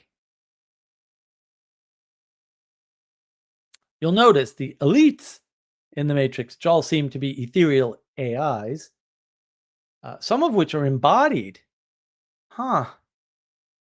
That's weird. An ethereal being embodying itself in the world, the lesser world, maybe. Yeah, no, it's not coming to me. I have no idea where they got that from. CC Mool. It works like Pando. Next quote. What's Pando?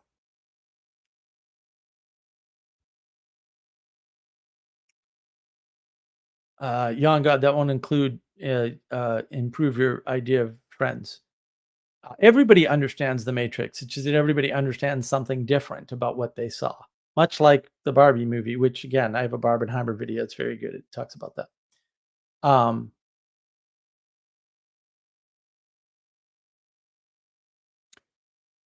You notice that the reason you cannot live on the surface is because humans blotted out the sun, right? Like, you know the significance of that? Did you get that? You realize there's no origin story for any character in this movie. Anywhere. Zero, zero. Right. And of course, you saw that we have no idea where or even how any of this has taken place because the structure that we're given, it couldn't take place that way. The whole thing could be a simulation. I mean, that's the inception that we talked about earlier. You wouldn't know. And is the oracle with them from the beginning? In what way? With who? From what beginning? She withholds information to help you? Tells you exactly what you need to hear? See how the Age of Gnosis doesn't work? It doesn't even work in the most Age of Gnosis film that you could possibly, create. But the whole thing begins with knowledge by someone who feels that the world isn't right and that there is a perfect world somewhere selling the equivalent of drugs into the underworld of the real world, but never fully into either. His hobby is searching for forbidden knowledge on the internet, forbidden and illegal. A simulation within a simulation. He hides his forbidden information in a book called Simulation and Simulacra. It's all self-referencing gobbledygook, which you filled in with your tiny little brain. Who knows what you filled in there? Everybody filled in something different. Middle out thinking indeed. The whole thing is middle out. Every part of this story is told from the middle. Every single part. Every single part. C.C. Moule. Big colony of quaking aspens. Consider that thing. Yeah. Yeah. Probably. Trees talk to each other. Yon God, serious question. Mark. What? You know what, dude? If you just only ask serious questions, you wouldn't need the. See how that works? It's less typing. And much less typing because most of your stuff doesn't need to be typed out because it's garbage. Way less typing.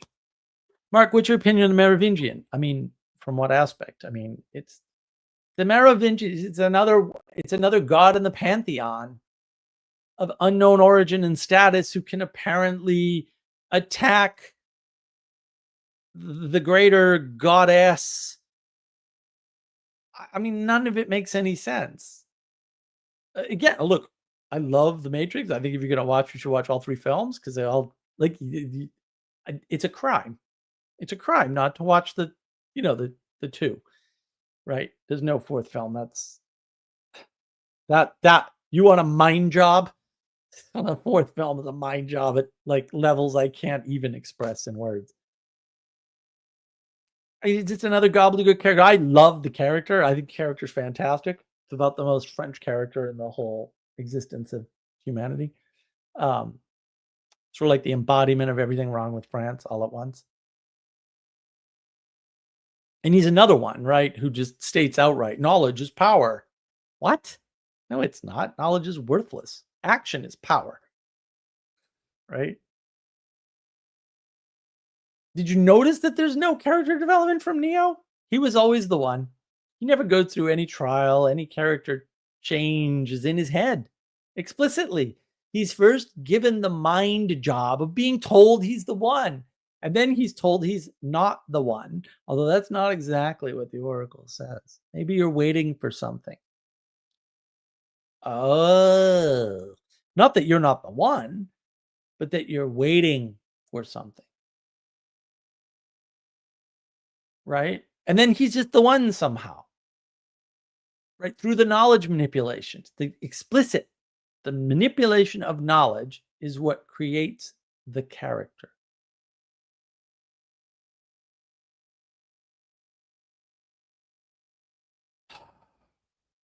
These are irrelevant questions from somebody who can't understand depth.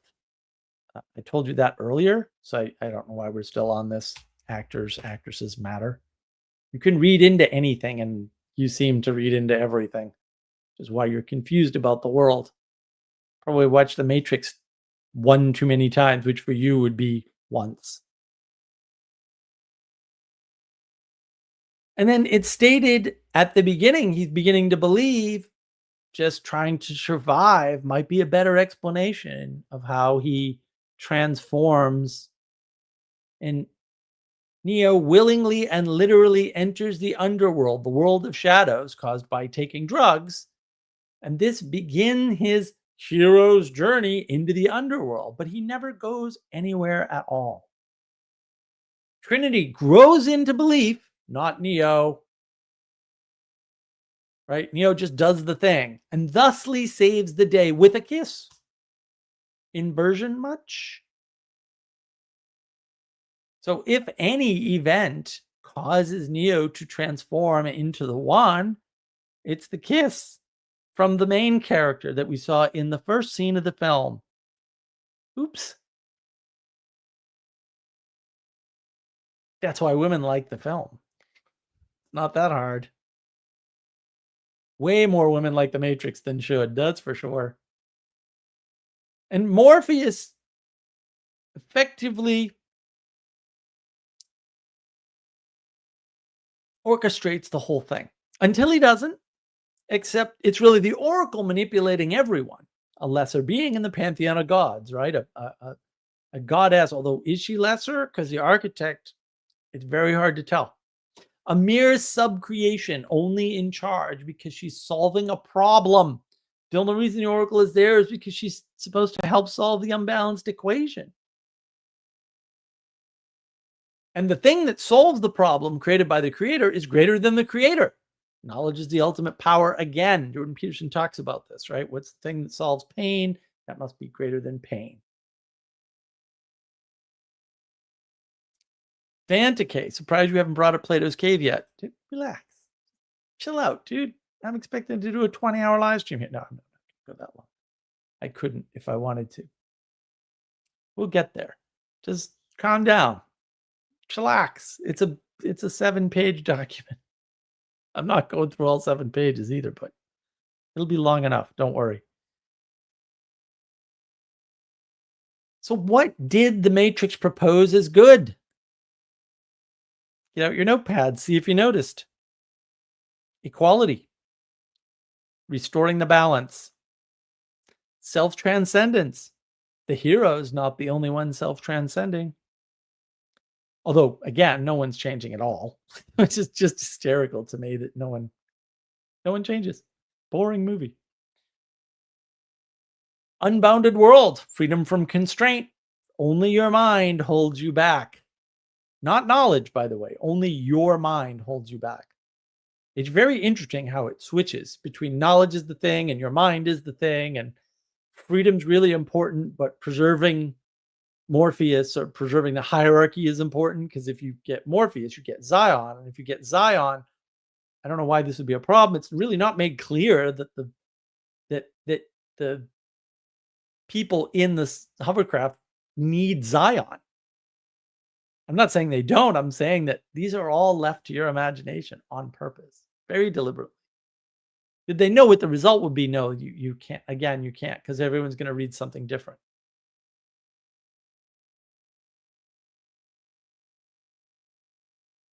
And the beauty is it's also abstract that, of course, once again, Young God is wrong.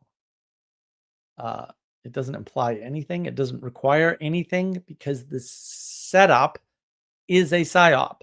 The setup is the movie, if it is in fact a movie, which I have my doubts, is a self-referencing, self-generating fantasy. As I stated in the beginning, of course, you weren't taking notes and you weren't paying attention because you never do. You're too busy making yokes. Gnosticism, knowledge is a magic power. Once you know, you have more abilities by the mere fact of knowing. That's it. That's all you need. Drug culture, red pill or blue pill. The drug dealer aspect of Neo is what saves him. If he wasn't dealing drugs, he wouldn't go to the rave. He wouldn't have ended up with a freaking claw pulling him up. Wouldn't have happened. Some films age, but if you watch good ones, they don't. Everybody understands Casablanca, which is a phenomenal film. Everybody understands well, all the old noir films, like all of them. But Citizen Kane, yeah. Everybody understands these things because they have a framing.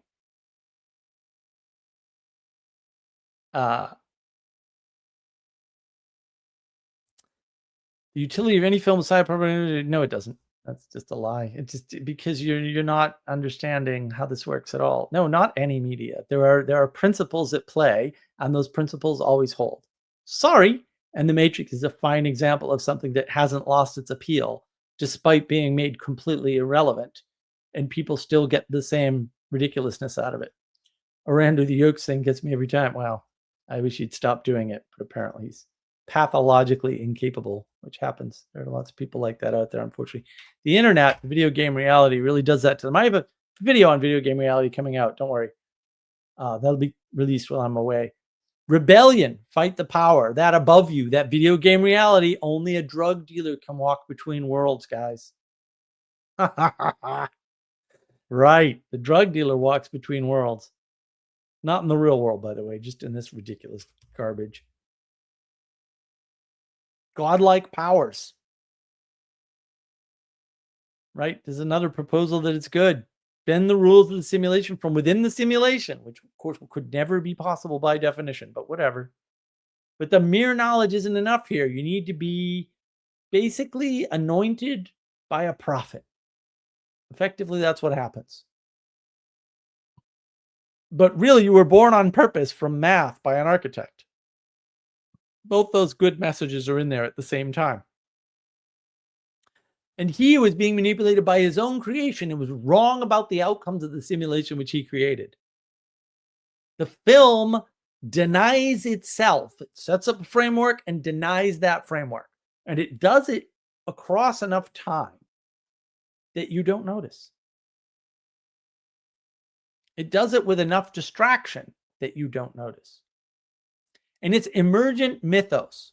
We can tell ourselves a better story and make the present all about redeeming the past. Very, very much one of the good things in the Matrix that is not good. There are no good things in the movie The Matrix. It's all bad. Actually, sorry. Hope I didn't burst your bubble too much there. Neo calls for a world without borders and without constraint. I saw something about immigration the other day. Nah, it can't be connected. He is the singularity. He is the mediator between the two worlds, or the two worlds mythology. Why are people talking about the two worlds mythology? Because they watched The Matrix. There's no other reason. Sorry. I'm going to tell you right now. Simulation theory, The Matrix. Sorry. Destroyed physics, annihilated every part of the academy instantaneously. When Neo resurrects within and from the Matrix, he's now able to stand outside of the construct. Instead of speaking positivity with his new demigod's ability, he uttered the word no.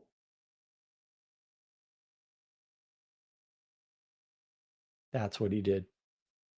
Orandu, with the age of text, wouldn't its influence tend towards infinity or energy? Yes. If you make everybody literate, you can control them all through story. Right? If everyone's not literate, they're actually harder to control. And you'd have to rely on kings and kingdoms. Oops. Age of Gnosis confirmed. No. How did the movie force all of this on you? The pure canvas as expressed in the construct, you project onto that canvas without realizing it. Godlike powers are available in the forbidden hidden world. In fact, not only is the Matrix a simulation controlled by machines, the real world is too. The characters with the most power, the most control, and the most knowledge are machine projections from the computer. Neo is ultimately only able to negotiate with them after a sacrifice. He does not destroy death, or the thing that's causing death, or the thing that's causing the life to be sucked out of batteries, people. The real set and setting of the empty canvas is the construct. Doesn't appear much in the movie, but that's the real set and setting. It's a perfect representation of objective material reality itself, the highest realm in the world of scientific thinking. So high, in fact, that the 10 years after this movie, simulation theory became popular. Even scientists didn't notice they were sucked into a more perfect vision of their own objective material reality fantasy.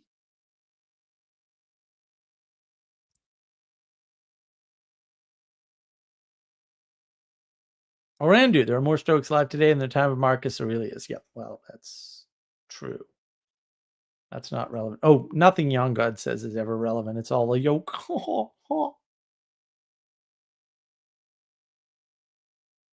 So that's the overarching impact that the Matrix has. It fundamentally changes the world, sparks at least the implementation of the culture war.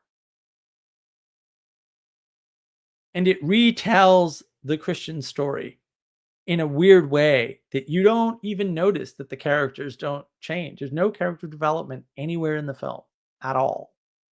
The only change in the movie is prompted by knowledge or the revealing of knowledge through a kiss. And that's really all the movies. It's not just the first one. It's very materialistic.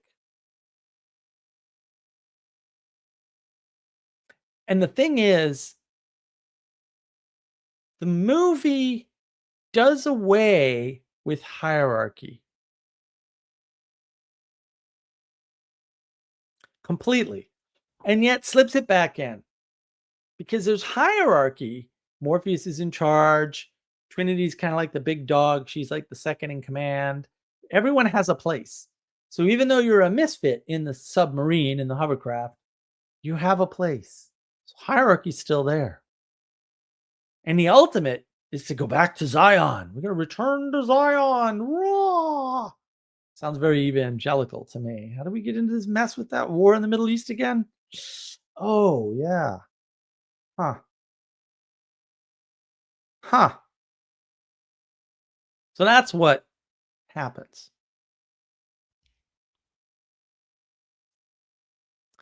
Fantike. Perhaps the Matrix ideology is like Gnosticism without God. No, it's not.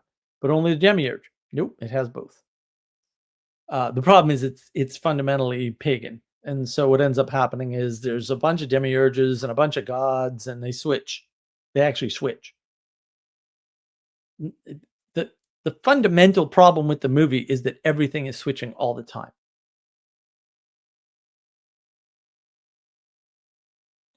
So an even more wrong. No, it's just the same garbage. Like this is the nice thing about order, right?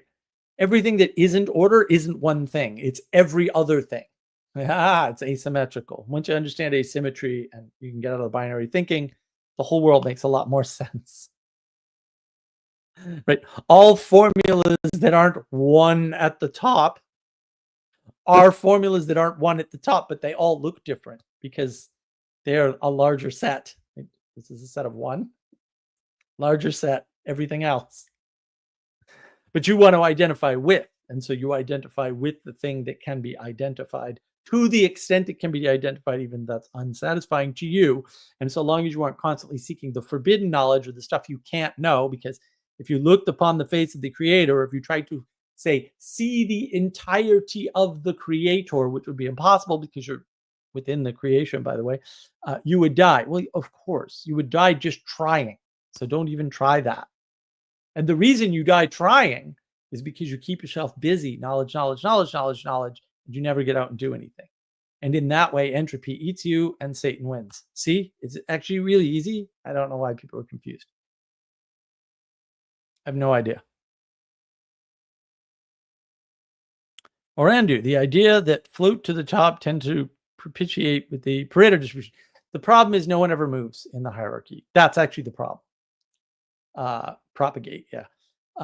You're not supposed to move in the hierarchy. You're not. The lie of progress is a lie. There is no progress, right? You mature and become responsible if you're lucky. And if you do that, you're done. Now, if you were born into a family of wealth and you manage to keep the wealth, you've overcome entropy, right? But that shouldn't be the goal, because wealth is actually a bad measure of absolutely everything. Economics is absolutely destroyed the world. Is one of the materialism things that's done the most damage to the universe is economics. If I wanted to be a little fair to economists, and the only ones you should read are the Freakonomics books with Dubner, I could say it's not their fault. They actually understand their craft relatively well, although no. No, it's not the Peter principle. No. These are affectations caused by high mobility that didn't exist in the Middle Ages. So if you go to the Middle Ages, you can go, oh, well, these distributions, yeah, but the distributions don't apply to living beings within the span of their lifetime. They apply to societies. Right. In other words, distributions apply to large sets, not small sets, and not people. Right. And then it all makes sense. Now, there are ways to apply the Pareto principle. So, for example, the Pareto principle applies to things you do. They don't apply to things you can do inside society. That no, you're mapped by them. You're not able to traverse them because they're patterns at a different scale in the fractal, self-similar fractal uh, reality. That's where people get confused, right? They're turning basically a noun description of where you are on the Pareto curve, which applies to the society, into an adjectival or a verbal description, and you can't do that. Most of the problems we have are people just the really real. Okay, stop screwing the language up. Don't do that, and then you won't be confused, right? Because language does affect thought, but everyone's just turning words into adjectives and verbs and nouns when they shouldn't be all over the place. And then they're confused about the world. And they go, we can't know reality. And I'm like, no, you can't know reality. I'm sorry that you have that problem. I'm glad I don't have that problem. I got other problems, but I don't have that problem. Right? Sounds like a you problem. It's not a me problem. And therefore, it's not a we problem. Go by yourself and fix it. It's not that hard. You'll figure it out. What is the matrix? Seems like a fairly straightforward question, but it's not. Am I talking about the movie? Am I talking about the thing, the matrix in the movie? See, the psyop already began. If you wish to define the matrix as a world controlled by machines, then the entire world is the matrix. It isn't some computer simulation you live within. That would be technically incorrect according to the movie, because the machines control everything outside of the simulation as well. That's just in the movie, right? So I know that they give you the impression that the machines, that they're fighting the machines, and that the problem is the simulation. But that isn't the problem in the movie at all. The problem is the machines run everything in and out of the simulation. It's just you didn't notice. And fair enough. Like, they're very good at what they do. What they do is fundamentally evil, but they're very good at being evil. So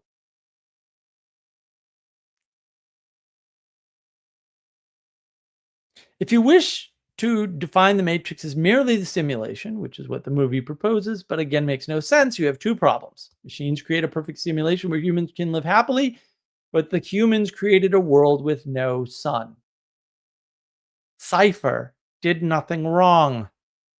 Well, he did a lot of things wrong, but his desire to be plugged in is not wrong, even by the construct of the movie. Within the entire world, we have a simulation, the real world and Zion, 3 points of contrast, which is good storytelling, right? Ultimately, however, it's not coherent. Because as we learn later, but even by extension, Zion has machines, and they can't do the Zion thing without the machines. Weird. And then that becomes the point of the third movie. Well, we can't do without these machines. We have to find a way to live with them. I mean, it's very like we're going to fix Heidegger without the subsequent minds. Although most 3-year-olds are smarter than Heidegger, so whatever. What is Zion? It's a 90s liberal rave world, which isn't different from the world Neo left at all. It's just a more utopian version trapped inside a larger hell created by humanity, when they blotted out the sun. Note that we enter the Matrix first through a rave in the first movie. The drugs and the rave serve as a portal between worlds. You knew that, right? You guys all noticed that right away, right? It's an experiment, right? Look up drug use numbers worldwide for rave drugs since the movie came out, and do an adjustment for population change. That's the whole thing. It's all drugs and numbers and raves. Look up drug use. Look up these drug use numbers worldwide. Has it gone up or down since the movie came out? Do it as a percentage population. See what you find out. Do the research. How deep does the psyop go? The simulation, designed to turn humans into a battery to feed a machine with no telos, no purpose.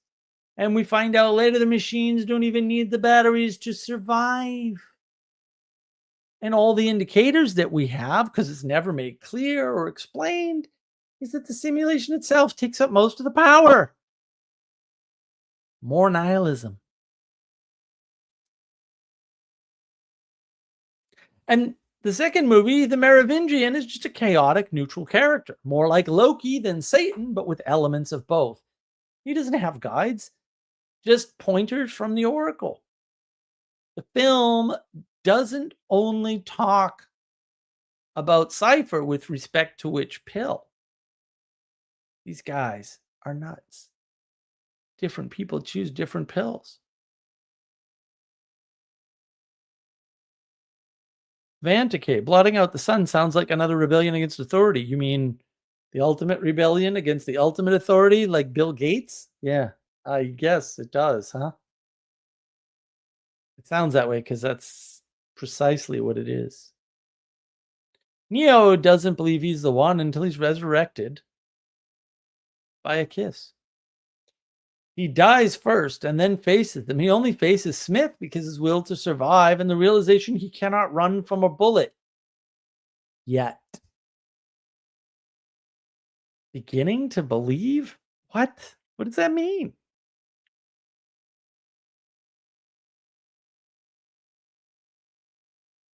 You identify the outsider. You identify with the outsider character. Because there are no insider characters in the movie anywhere. Every character is either a subversion or subverting, and usually both. The Oracle is the clearest example of this.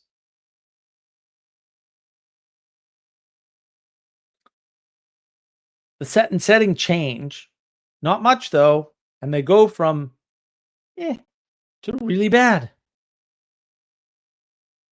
I don't. And then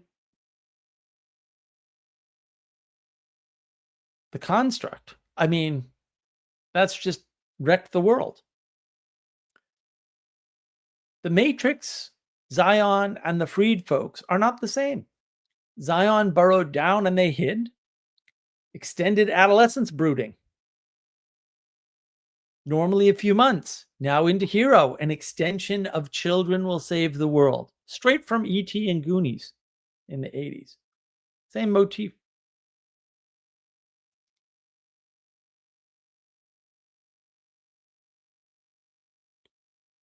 So what is the Matrix and what did it do?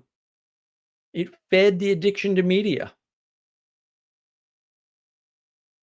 It brings down the veil of ignorance. It tries to replace a foundationist mythos or initiation. It redefines your initiation as a mature character into the world through knowledge, which you gain by yourself for yourself, even though that doesn't happen in the movie, because you're all constantly getting mixed, contradictory messages. And with the scene cuts and everything else, you insert what you want to insert into that story. It's a self-generating fantasy.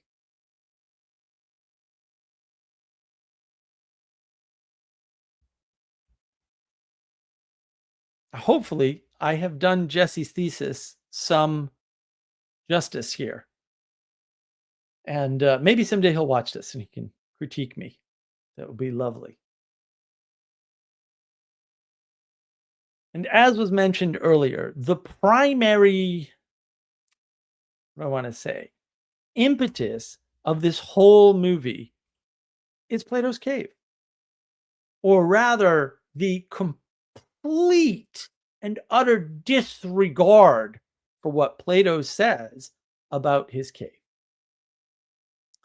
Because, oh my God, if you read the Republic and you have reasonably good comprehension, you know that Plato's Cave has nothing to. Plato's Cave is all about having a safe place to be in the world, and how being in the elite sucks.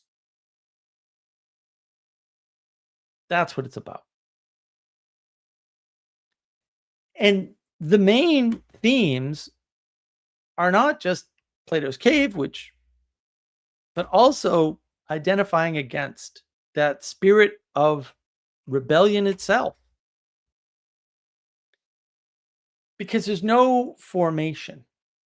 And I think the problem is that they're trying to sell you a political position, fundamentally, which is libertarianism. So now we can argue, and I have a long list of relevant videos on my channel. I'm not going to post them all into the live chat or anything, but you can always make the argument that, oh, Mark's just got videos on all this that relate to the Matrix. No, I have videos that relate to sense making, and because the Matrix destroys sense making, there's an overlap. So if you want to understand and know how to deal with the world, that's the way. You have to understand how the Matrix broke you. You have to understand that this is a self-generating fantasy story, and that you get sucked in by being able to author that story and narrate it to yourself, by yourself, for yourself, with your own goals in mind. But they weren't conscious goals necessarily, they were unconscious goals.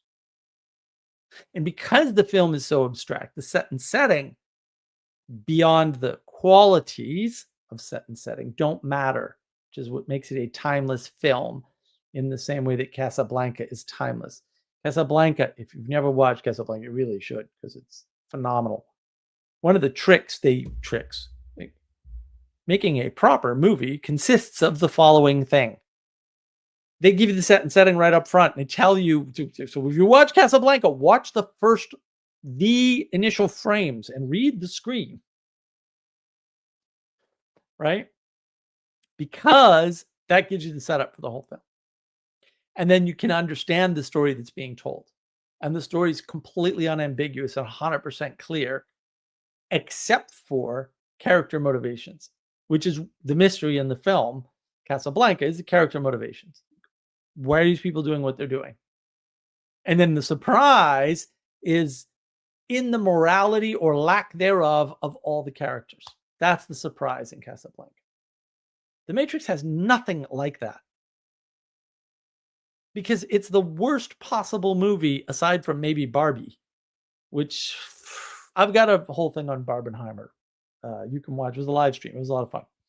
I did that with Adam and the wonderful Manuel Post, who hopefully will be at the wedding in Ireland. We'll see.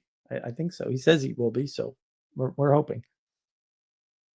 This film has really deep implications for all of the things that people are seeing and going, what?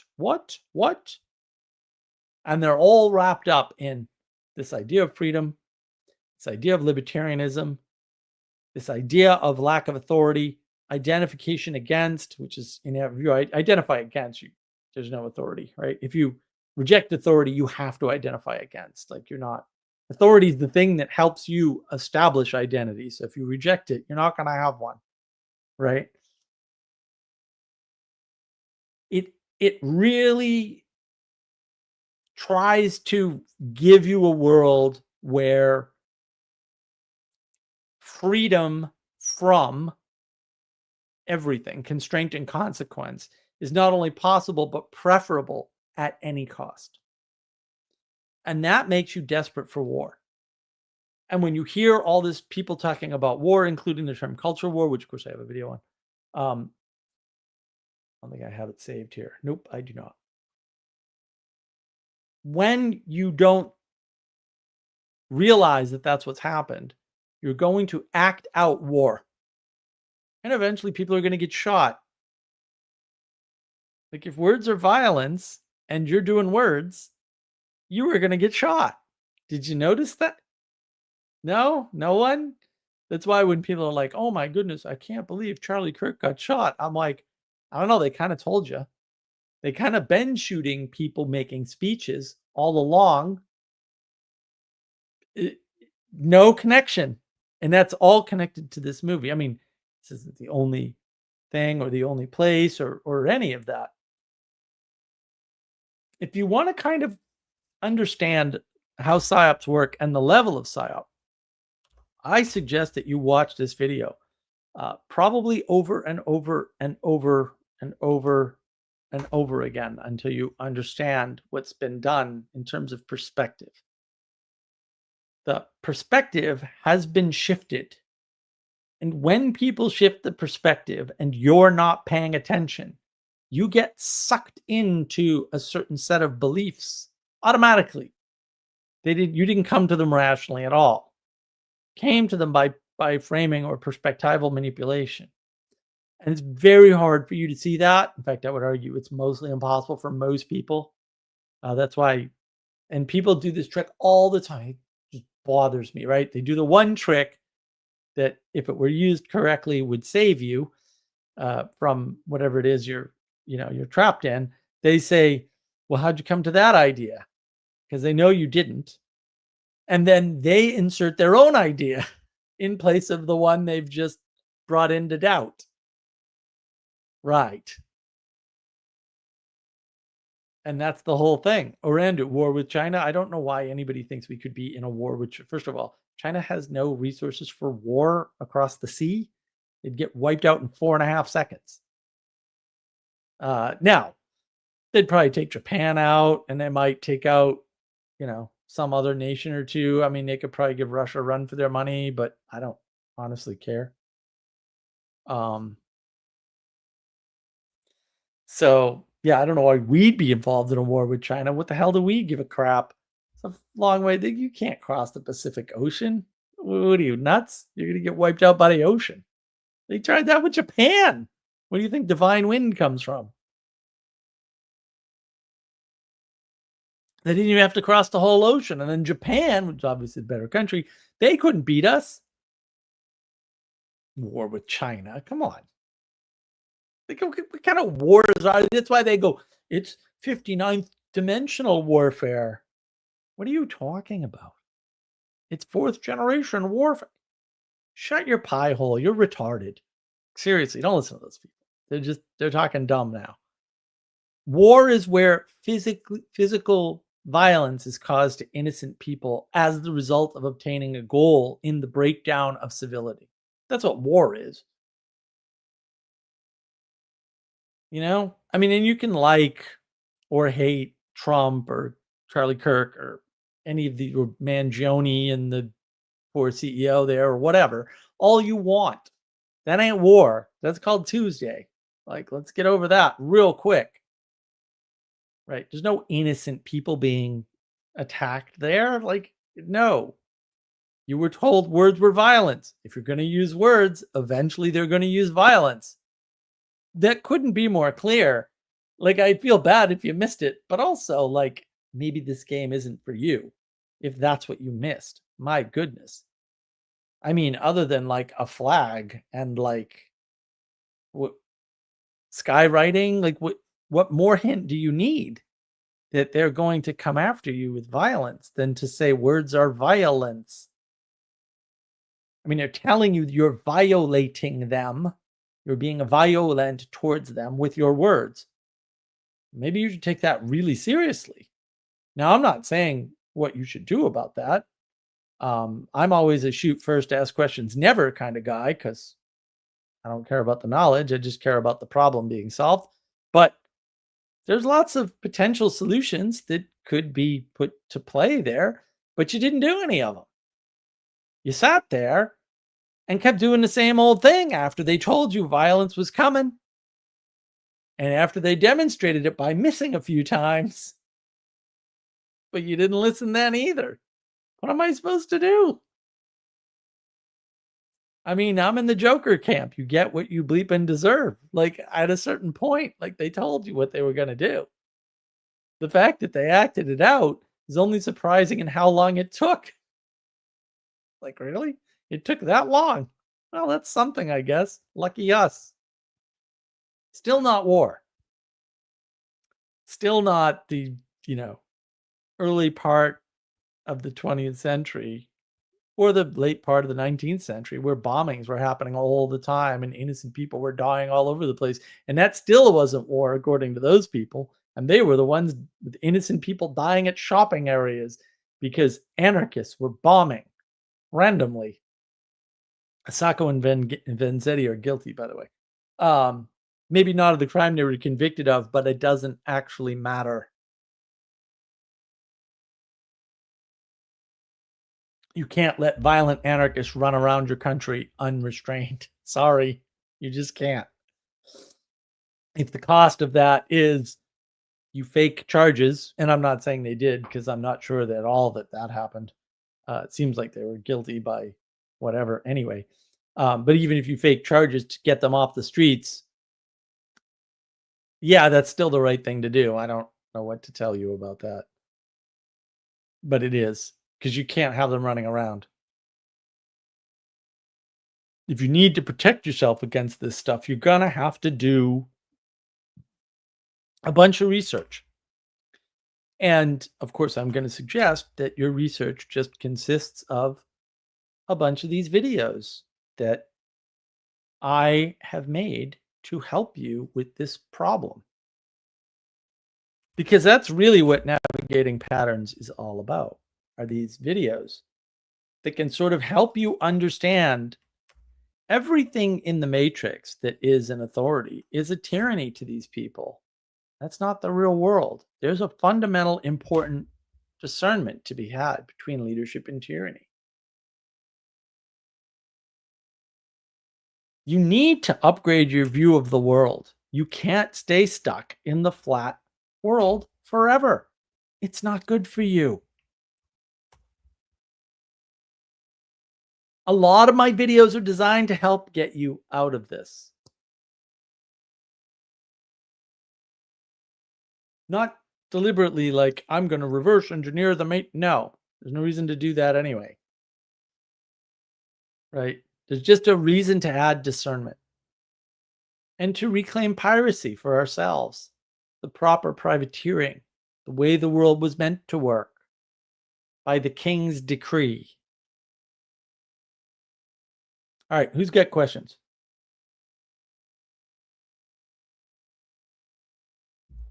Questions, concerns, additions, subtractions, anything I didn't cover that you want me to cover? I could probably do 6 more videos of 2 hours each on this. But really, the purpose was to do to you what the Matrix did to you, to show you that these things can happen to you and that they will, and that you have no effing choice, irrespective of what you think, how smart you are, how much education you have, how well read you are, how skeptical you are. It doesn't really matter.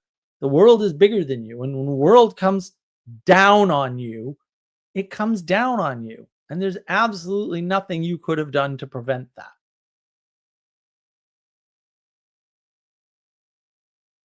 And it's important that you understand that because you have to orient yourself in the world and relate to the world properly in order not to get destroyed by it. Orlando, I'm making paella. Good. Was this everything you hoped and more, sir, since you were waiting so long for this video? That would be a better question.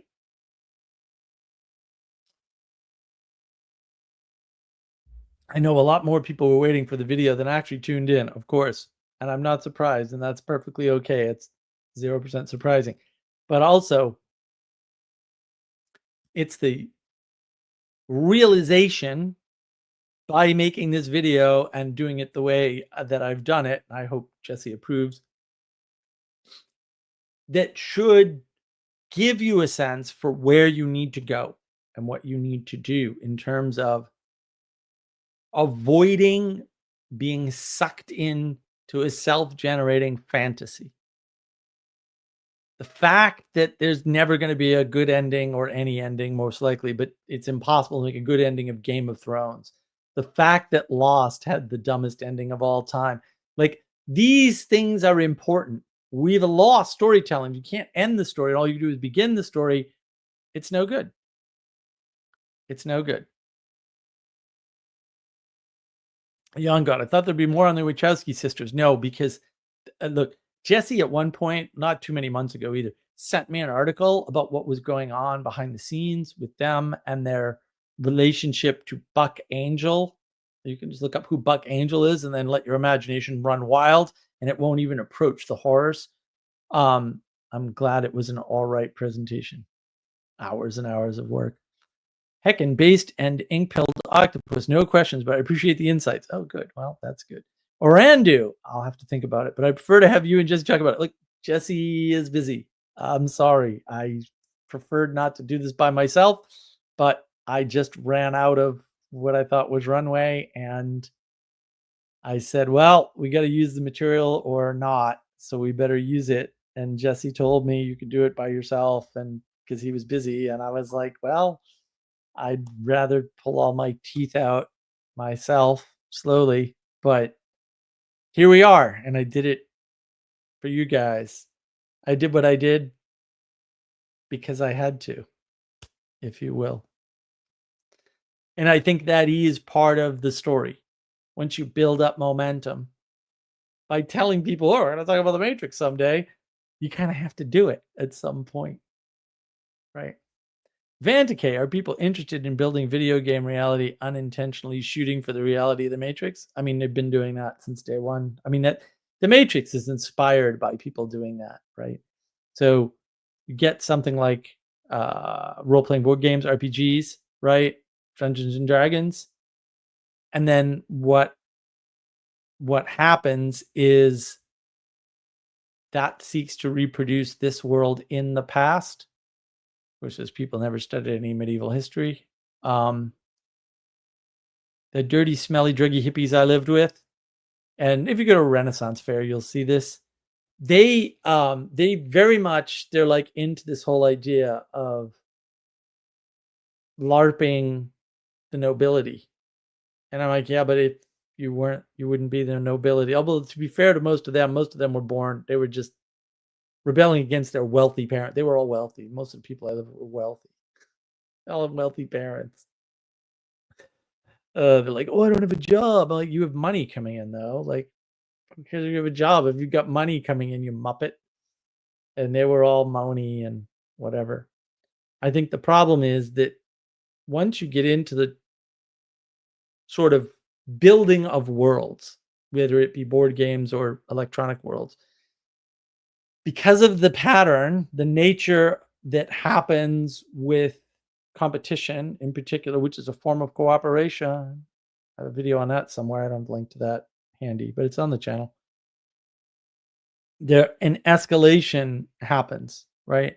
So you try to get more and more real.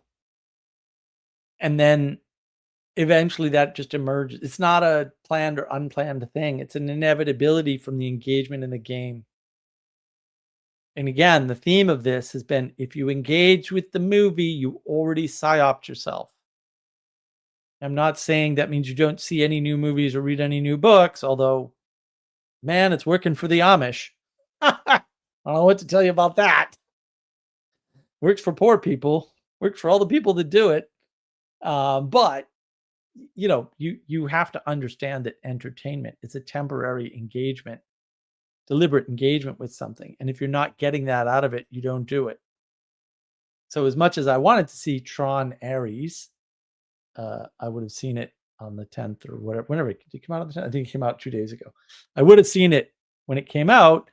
Critical Drinker did a review, and my goodness, I was like, okay, well, I'm not going to go see that because it's not an engagement in the entertainment. It's an engagement in the inevitable propaganda that happens as the result of a corrupt company called Disney. And even the Critical Drinker team, if you watched them over many years, just sample. I said this in the last live stream, I think. You just sample some of the Critical Drinker stuff when they're doing their roundtable stuff, with multiple people, and you can hear them modify the reasons why Hollywood sucks, down to the ultimate, which I don't think that, well, maybe they made it explicit in the last one. These guys are incompetent. They don't know what they're doing. Their eyes are on the wrong thing. And as I alluded to with the sequels, if your eyes are on the wrong thing, you'll make a bad movie every time. If you can't, and the problem's worse, right? Forget about Disney. There are no executives in Hollywood right now that can read a story and tell whether it's a good story or a bad story at all. I mean, there might be one or two somewhere, but they're gone. And with the flood of stories and people writing movies, that makes it worse, not better, right? Because you have a need for more executives vetting more movies, but there's only so many people in a population, in a society, the Pareto distribution, right, that have the talent to know a good film from a bad film. And we've been systematically destroying that. You can look up the work of Dale Farron. We've been systematically destroying that with the school system, which is not an education system. It's an anti-education system to some extent. And so the problem's just getting worse and worse and worse and worse. Bantake, for materialists, is developing a perfect simulation of pleasure the only thing they have to hope for. No, materialists have, the only thing materialists hope for is more material or better material. But better isn't stable. So one materialist may think better material is more computers, and another one may think better material is, more cell phones or something. It's like, what? No, it's neither of those things. Better material is, everybody has an air conditioner. What? No, that's not better material.